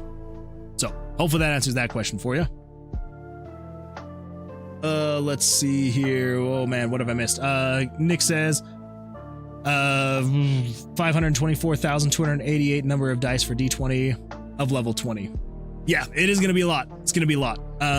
But that's also where it comes into the idea of you being able to also purchase dice, and you're also not going to be picking up ones all the time. It will increase to, you know, you'll start finding 2s and 3s and 4s, so like you will be able to merge a little bit faster, but it is still going to take a while to get up to level 20. How long have you been working on this game? I've been working on it since about December, so yeah, about 6 months now. So we're making progress. It is definitely a very slow process, considering, you know, it's just me, and I only have about 12-ish hours per week to work on it, roughly, because I only work on it, well, I say I only work on stream. I do mostly nothing on it off stream, so mostly just the 12 hours per week that I stream that I have time to work on it, and yeah, so very slow. But we're making progress. We are getting there slowly but surely. Lazarla says, it's so fun. I've been building and playing nonstop for the past few weeks. It is a lot of fun. Not really opening packs. I'm broke. That's fair. It adds charm to the game. Oh, thank you. Currently, I'm addicted to Balatro. One of these days, I will play that game. Got it 3 weeks ago and have 50 hours now. Oof. That is a lot. That is a lot. That's surprisingly reasonable. Yeah, but still no blue stake. Pushing RPG Maker to its limits, like most great RPG Maker devs. I appreciate you saying that. Thank you. Yeah, I definitely try and push it to the limit as much as I possibly can. You know, not to promote it because it technically isn't up yet, but I am working on an RPG Maker tutorial series for JavaScript. So for anyone who wants to be able to learn the basics of JavaScripting, for like how to use JavaScript in RPG Maker without going into like all the crazy plugins, but just the base JavaScript that you can use in the engine without any extra plugins to be able to help expand on your abilities to do things. Hopefully it'll be a good series. So if you're interested, that will be going up probably next week sometime. It might be next weekend, but it's going to get there. We're going to get there. Let's see. I'm not saying this to be an asshole, but RPG Maker is the worst possible engine for this. Click Team Fusion would have been a better choice. Yeah, no, that is not coming off as asshole-ish at all. You are totally fine. Trust me, I have had many people tell me that I should have used a different engine, and I will agree 100%. I will agree that using basically any other engine besides RPG Maker would have been a better engine. But it's what I know, and my thing is always just saying, can it be made in RPG Maker? And I usually take that and I just kind of start running with it. So yeah, there's a handful of things that I've made in RPG Maker that it's just I'm like, yes, this would have been way easier in a different engine, but I don't know. I don't know if it's just like the challenge that I enjoy, or if it's just that I'm crazy. But yeah, definitely better engines out there, and I should probably learn a different engine so I can actually, you know, make different and better things. But I don't know. It's what I got. It's what I got. It's what I know. I remember when I had to write Ruby for RPG Maker VX Ace. Yeah, Ruby was one I also tried to learn, and it didn't work well for me. I was way too young back then to actually figure it out. So stubbornness be like, I know, yeah, it is mostly stubbornness, I would probably say. Let's see, Jesse's tired and heading to bed. No worries, Jesse. Thank you so much for being here. Hopefully you'll have an absolutely fantastic evening, and we will see you hopefully on the next one. Thank you for being here, though. Go get some rest. Let's see. JK says, if it doesn't look like an RPG Maker game, you are making it right. Well, there we go.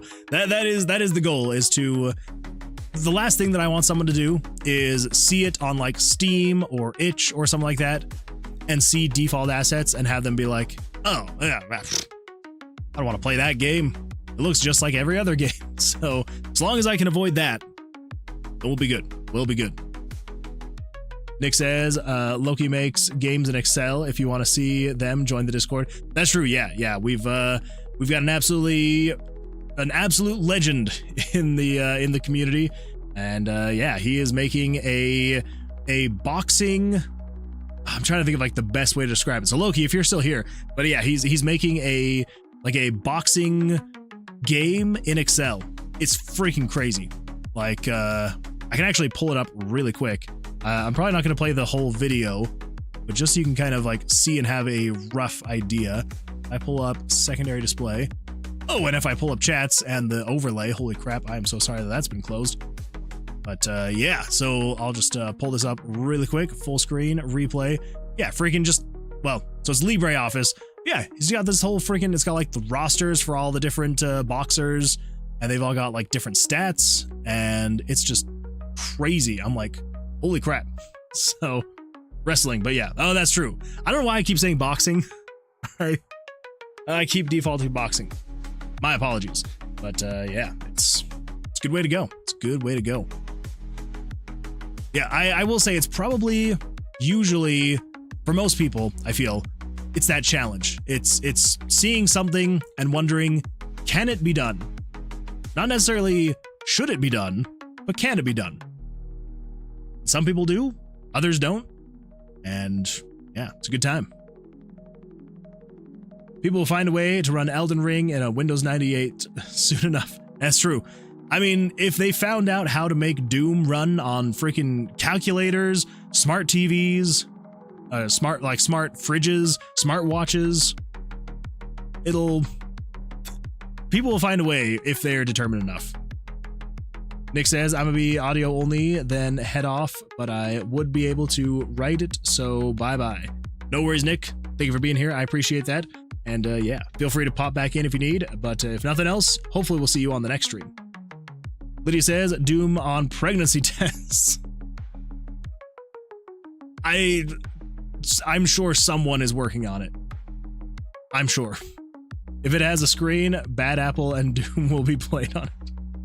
That is, it's crazy how accurate that is.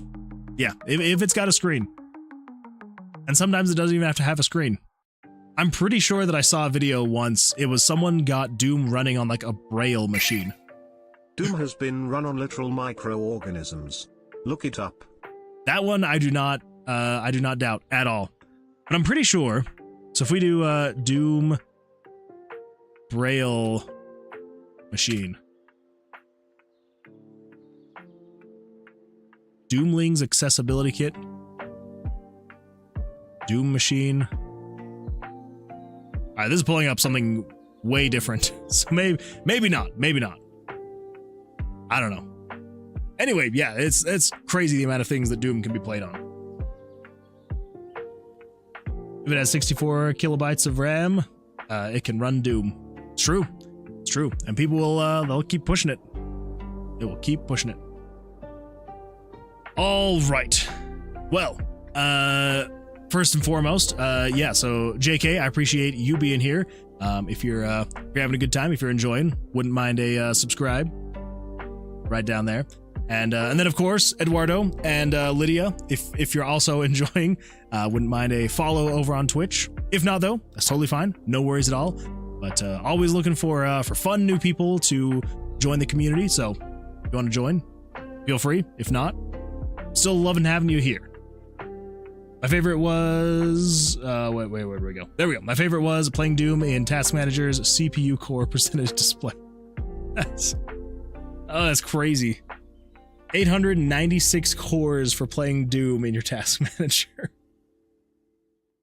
And I feel like it's the people who know how to do that have access to that kind of hardware that could actually do it. Like no one else. Like if I look at my Task Manager, it's got more cores than I would say most computers. Yeah, I mean it's you know, I've got 32 cores. It wouldn't even come close to being able to run something like that. To like actually have it work as a display. So that's just absolutely nuts that someone like that would have access to a computer that has that many cores that they could then have be the display. It's just, yeah, people are nuts. People are absolutely nuts.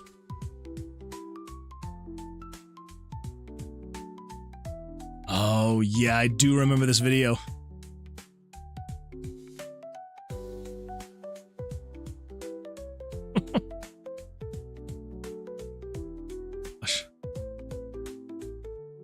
Just insane. Because here's the thing. That is the best looking it's ever going to be, right? Now, they could probably, you know, rewrite some things and maybe like get it to be like a little bit more contrasty, but it's like the amount of time they probably spent to get it to look this good and then to like have the finished product and you're like, well, it's technically working. You can't see anything. Like, you would have to know Doom forwards and backwards to even have any clue what you're doing. Thanks for the follow, teacher_Eduardum. What? Edgewortham? Thanks, text-to-speech. Well, thank you for the follow. I appreciate that, Eduardo.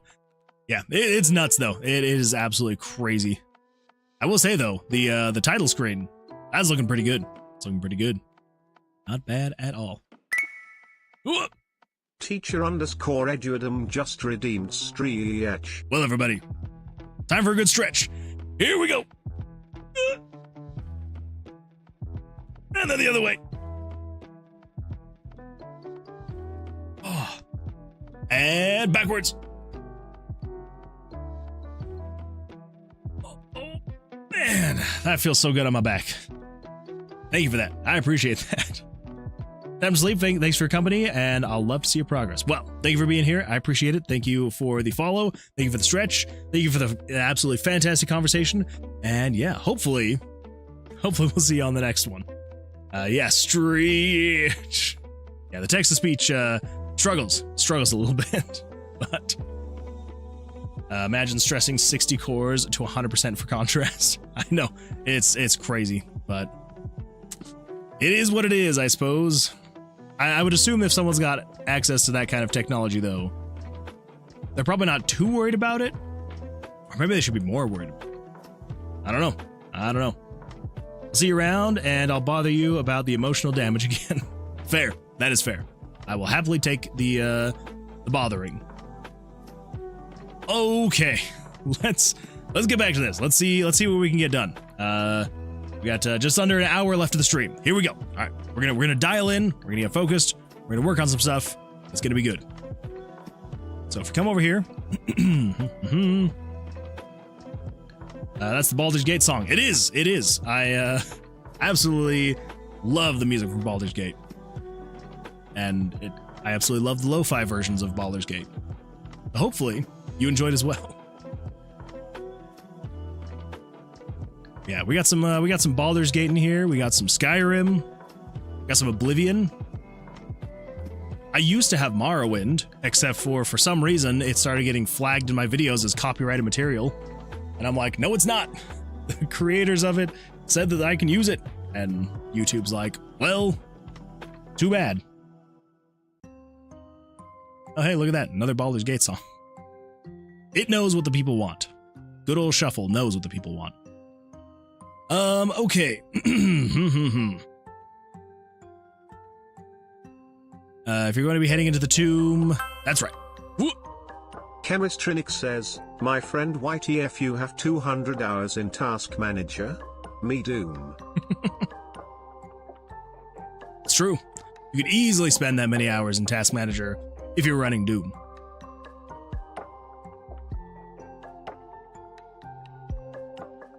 I almost wonder if it would maybe... I mean, I'm sure it's possible. But if you were to do like a match 3 kind of game with that, kind of interesting. Weird, but interesting. Although to get enough contrast between the different blocks, yeah, you would have to have some of them running at like 100%. And then others at like, yeah, so like 80, 60, 40, 20, 0. All right, never mind. Terrible idea. I hope no one does it.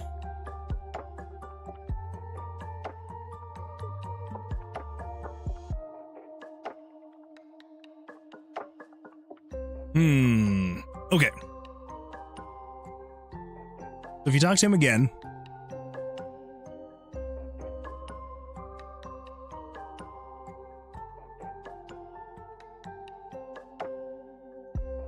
then you've got, let's just label that talk. So you got talk, buy/sell.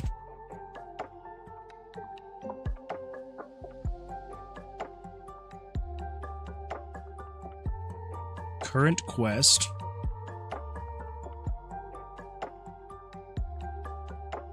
Blank.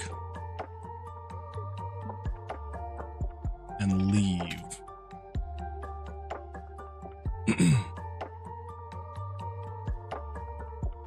Do we actually need those?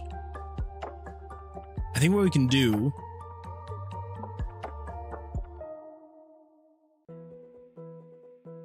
Yeah, I think what we can actually do...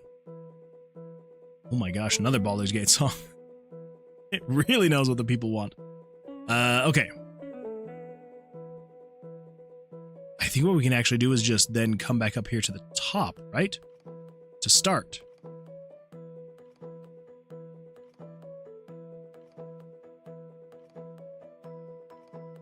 Yeah, so it does that, and then we say jump to label, start. I think we can get rid of this loop here. Yeah. Let's cut that. So you're if you're equal to 0.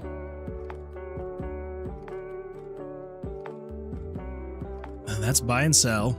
Current quest, blank, leave. So if you leave, it goes back. Okay, we're good there. Buy/sell.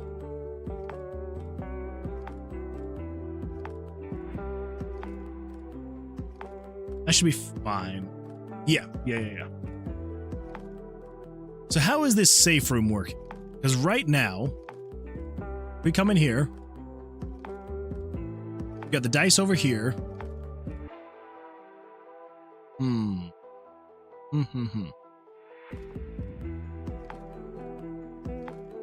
Move those over there.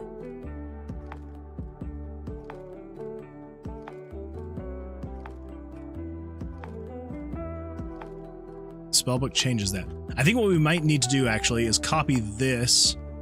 So we've got the initialization/button interaction script. This is the dice move, animations, naming spells, quests. And then you are something else. Okay, so the dice move. I think this is what we actually need. Holy crap. Oh, there's so much here. All right, so if we copy that and we come over here to the town, I think we can get rid of this one. So if we paste that, let's turn that to action button, and action button.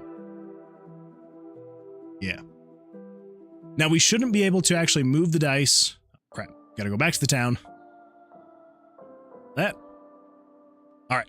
So we shouldn't actually be able to move the dice over here yet. Oh, crap. We can't. So what is keeping me from being able to do that over in the safe room? Picked up, released, safe room shop. Those are on.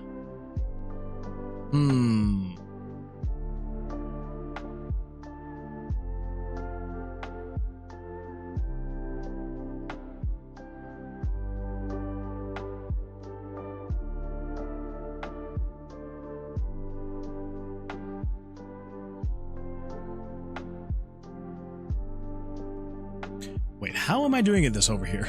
So, if safe room shop is on, so 44 is on, I can do that. Yeah? So if we switch over to spellbook, okay. Let's go back to shop, spellbook. I put it over here, doesn't work. So if spellbook is on, it doesn't work. If shop is on, it works. Shop is on, spellbook is off. Over spellbook, spellbook is on, shop is off. Okay.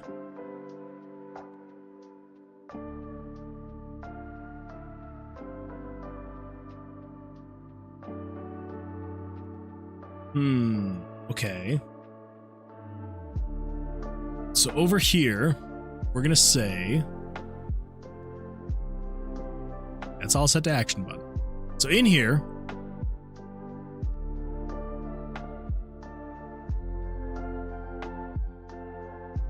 safe room shop is on.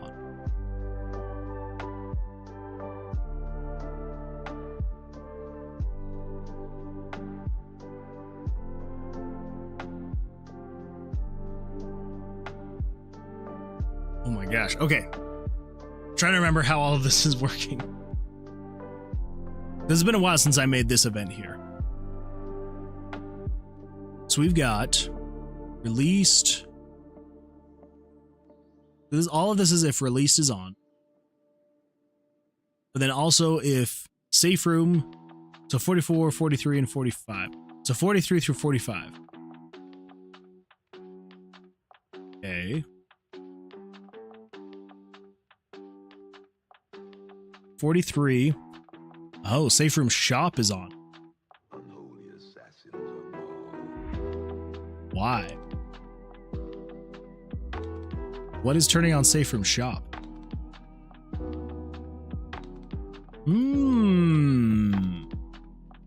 Safe room shop. Okay. What purpose do you have in bringing this heretic to the court of Baal? Speak, or death will be your fate. Okay, let's get rid of that. That should fix that. Okay, so now at that point, we should be able to, well, we can't move the dice at all now.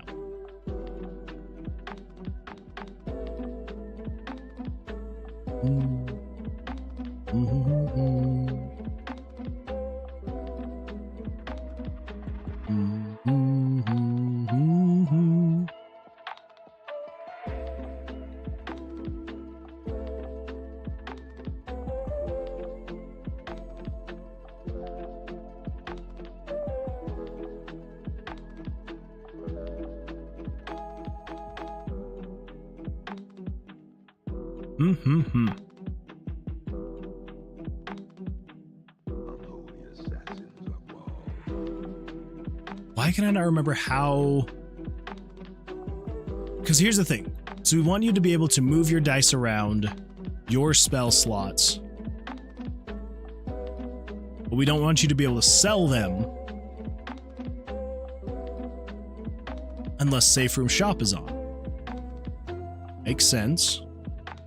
But I do want you to be able to move your dice around without that.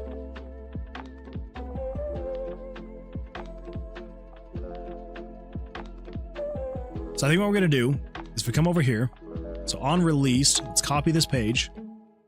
So this is if just released is on. So paste that there. So if just released is on, yes. And then if 9 is greater than 0, what is variable 9? Variable 9 is backpack slot. Okay, there. So, oh, this is set to action. Why the freak did I set that to action button? What is my problem? Okay, that would do it. That would do it. Name your variables. I know. I need to do better at naming them. I really do. Oh dear. There we go. All right, parallel.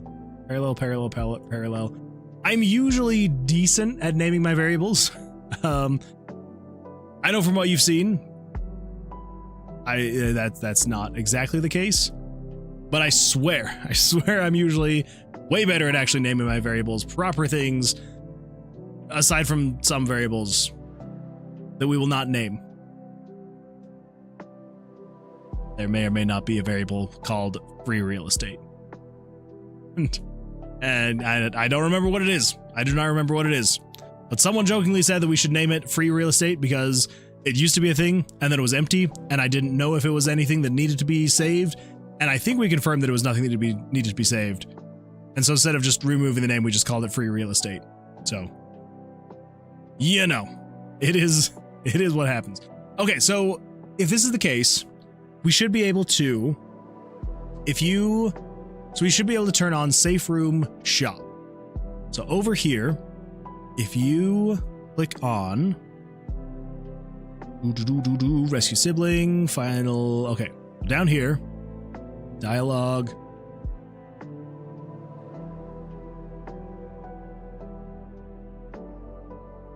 buy/sell.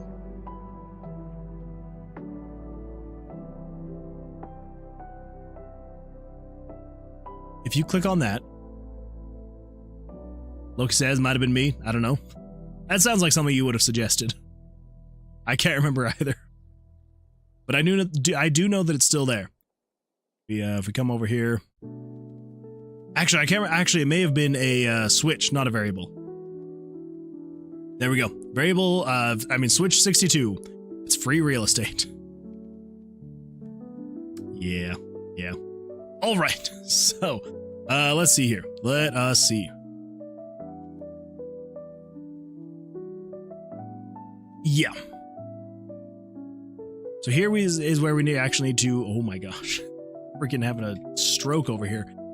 So right here, it needs to set story progression choice to equal 2. No. We do not need to do that. Let's just paste that, and we're gonna just have this dude say, sure. Check out what I've got, and maybe, not maybe, and maybe I'll be interested in buying what you've got. Okay, set that to blank. Set that to blank. Got talk to the old man, buy, sell, current quest, leave. At that point, we're not going to break the loop. We're just going to jump to label, start. Let's also control switches, turn on safe room shop. Yeah.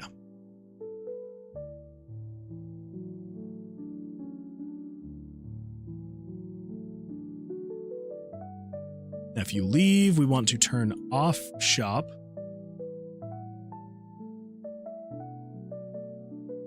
Same thing with talk. I'm going to turn off.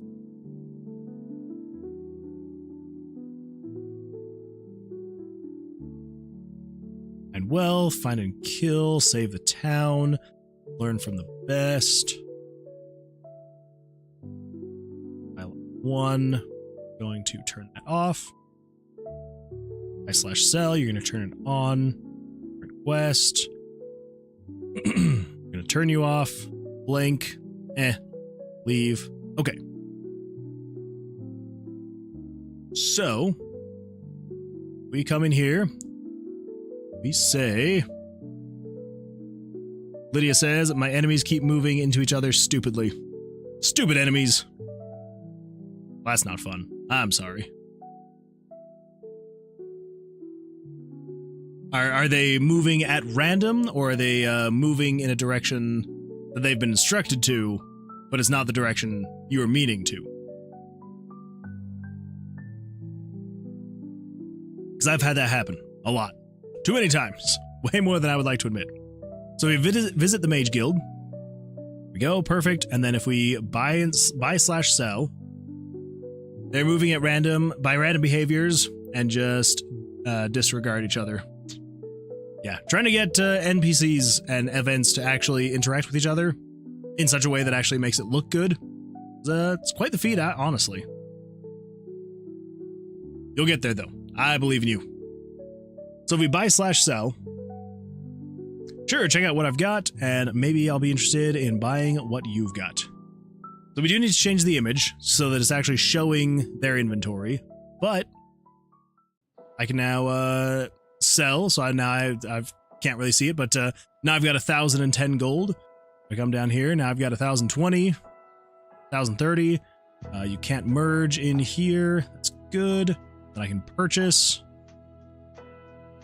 And it is costing me money. Fantastic. Click, and it puts the stuff over there. Awesome.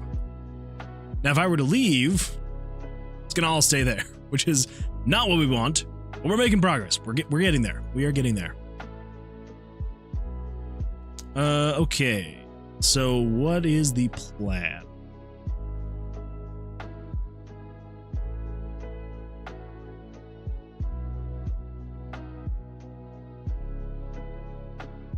Well, what's the first thing we need to do? First and foremost, we need to actually show the shop stuff.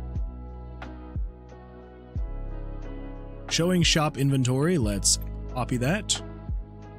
Let's go to the town.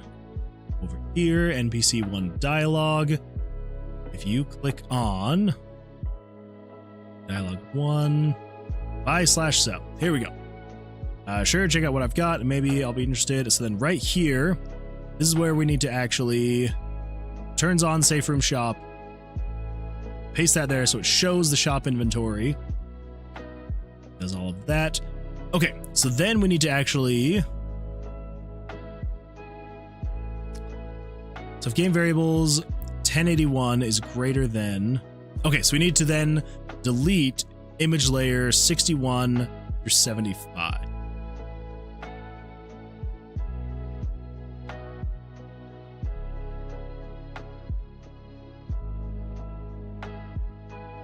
Shouldn't be too bad.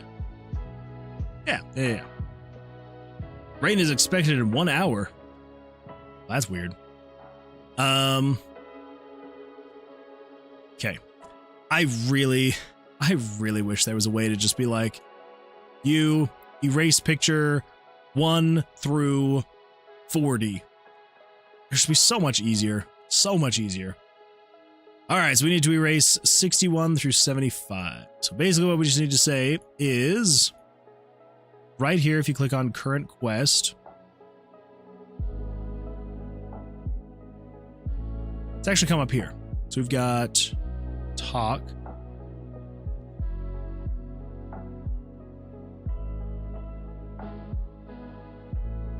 Yeah, we'll test it with here.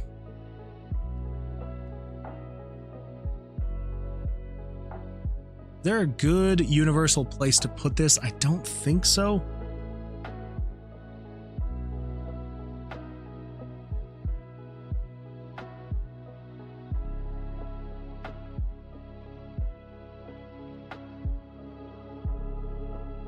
I actually think I might know what I'm going to do.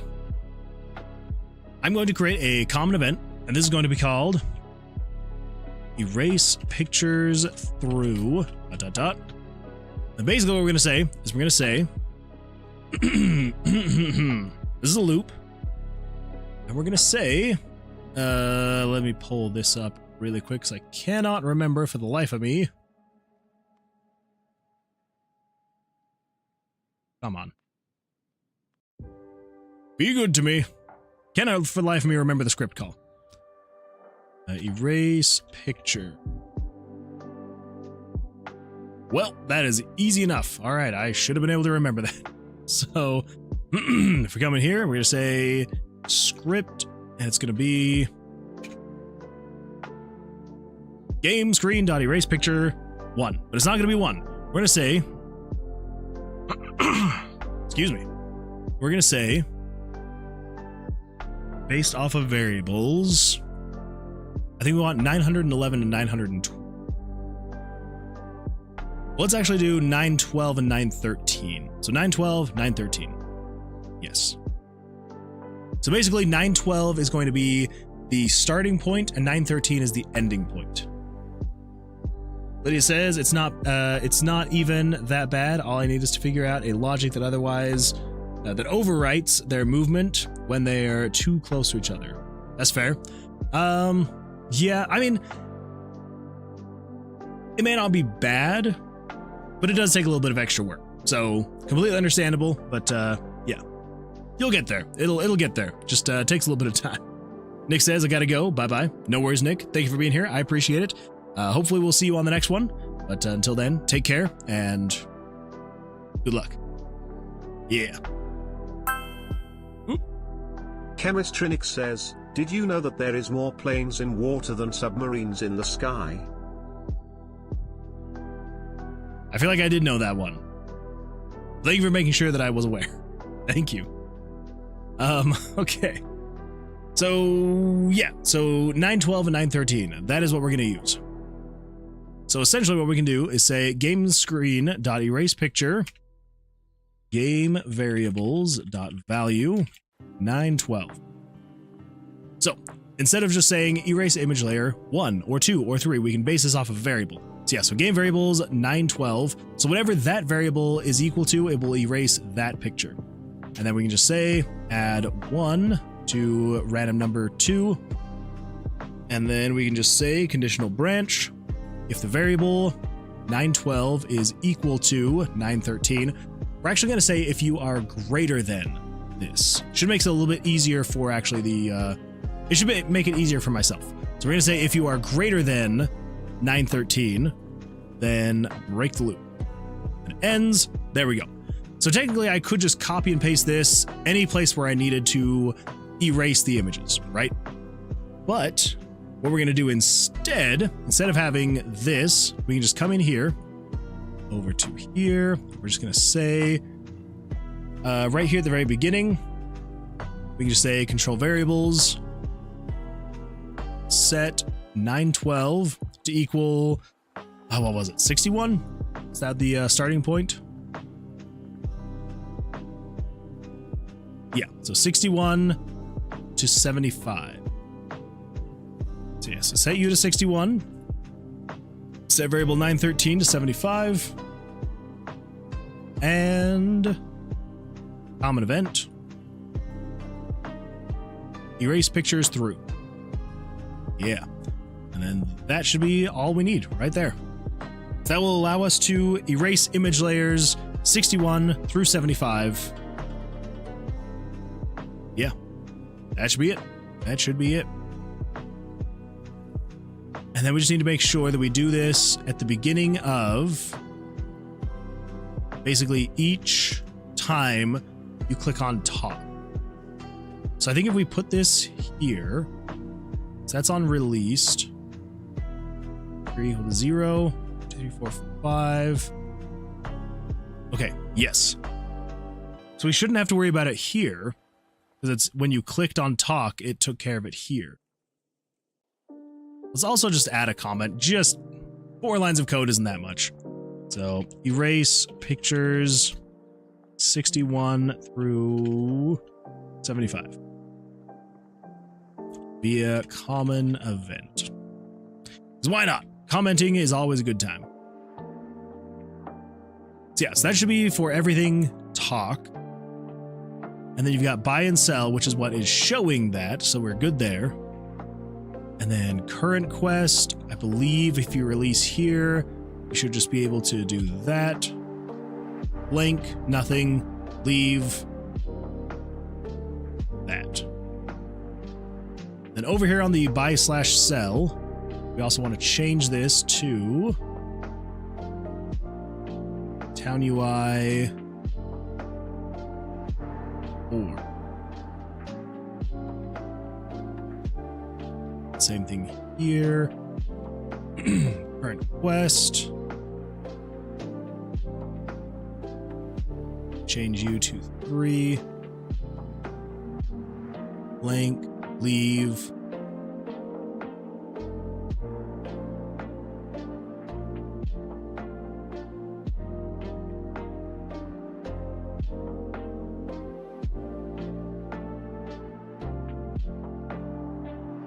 Yeah. Okay, so with any luck, and hopefully goodness, we'll see what happens. Bulb Tortle says, night, Jesse. I'm tired. Well, Bulb Tortle, I hope you have a great evening. Good luck. Go get some rest, and we will see you hopefully on the next one. Until then, take care. So we may visit the Mages Guild. Everything should be fine here. Yep. And if we do buy/sell, it should show that. And if we do leave, should get rid of that. Everything should be good there. Okay. We go back to the Mages Guild. Okay. So it doesn't show any of that stuff. And then if we do buy/sell, let's just sell a few dice. So we do 1, 1, 1, and 1, 1, 1 in the green. And then if we leave, those should hide. They should be good. If we visit the Mages Guild again, if we buy/sell, that should all be there. 1, 1, 1, 1, 1, 1. Fantastic. And then if we do talk to the old man, it should hide it. Hide all of that. And this is where you choose what you're doing. I'm here to slay Vercilias. Sweet. He'll say all of his stuff. Then we can say buy/sell, and it should be 1, 1, 1, 1, 1, 1. And we can leave and come back and then do buy/sell. 1, 1, 1, 1, 1, 1. Fantastic. That is all working exactly as we would want it to. Cool. Aside from some things shifting and not looking great, like as you can see, if I leave, some of this text shifts, which isn't great. We'll fix it eventually, but not great for now. Not great. Okay, cool. Well, that is almost all of this. Almost. We're making progress. It's getting there. Big number. Sorry, I've been busy. No worries at all, Axel. Let's see, what is one that we haven't done? Let's do 2. Hello everyone and welcome back to Axel Benedict's Hourly Fun Facts. Queen Elizabeth II was a trained mechanic. When she was 16, the Queen joined the British Employment Agency at the Labour Exchange and learned the basics of truck repair. It's kind of cool. Well, there we go. Very nice, very nice. Good old Queen Elizabeth II. So it was not 2. Oh, man. So close. I'll give you a hint. It's above 50. Oh. Well, let's see. 1, 2, 3, 4, 5. 1, 2, 3, 4, 5, 6. Okay, so technically, the majority of my guesses have been above 50. So there we go. Greater than 50, though. That's a good one to keep in mind. All right, cool. Well, good to know. We'll start working. We'll work our way upwards, and we'll see what happens. But yeah, awesome, cool. So we don't have technically an inventory for the dude yet. I mean, I guess we could. We'd have an inventory for him. Come over here to this. Go into the safe room. Go into the safe room. I rolled an actual D100 for your number. Oh, well, so it's an official. It's official number. It's not just you picking a random number. It's an official D100. I like it. Very nice. Okay, so where am I actually setting Okay. Shop spawning. I believe I need all of that. Coming here to the town. We'll just throw this down here at the bottom. Go with right here. Yeah. So that should give us a random shop inventory. We go visit the Mage Guild, buy/sell. There we go. We got some dice that we can buy/sell. We go whoop, ba-doom, and whoop, ba-doom, ba-doom, ba-doom. Feels good. Feels good. And then you can get rid of the ones, like if you're ever like, I don't need the ones, then just sell the ones, get some money back. Yeah. Hopefully should be good. Hopefully. All right. Well, I think that might be all we're going to work on tonight. I know it probably doesn't feel like a whole lot. There was a lot of trying to figure things out, trying to figure out exactly how we were going to do things here in the whole dialogue thing. But it does feel nice to now have like a full loop where we can go from town to tomb, back to town, sell some dice, buy some dice, merge some dice, go back into the tomb, do some stuff, come back out. Yeah, we're slowly but surely getting just a little bit more of that loop. Just a little bit more. Oh, holy crap. I just realized. So we have talk to old man, buy/sell, current quest. We don't have spellbook. We need spellbook. Spellbook. There we go. This is no longer blank. This is now spellbook.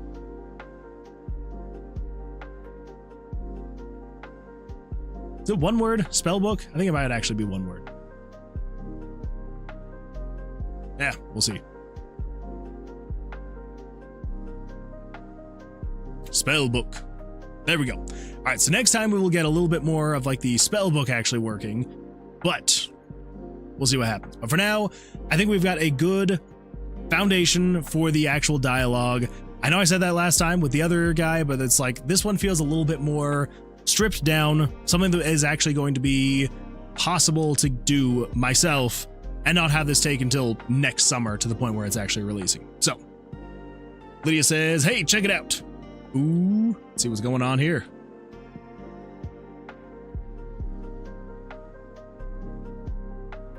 All right, pull this over here. I'm also going to mute it because I noticed it was playing my voice. I don't want to hear myself. All right, let's see what we got here.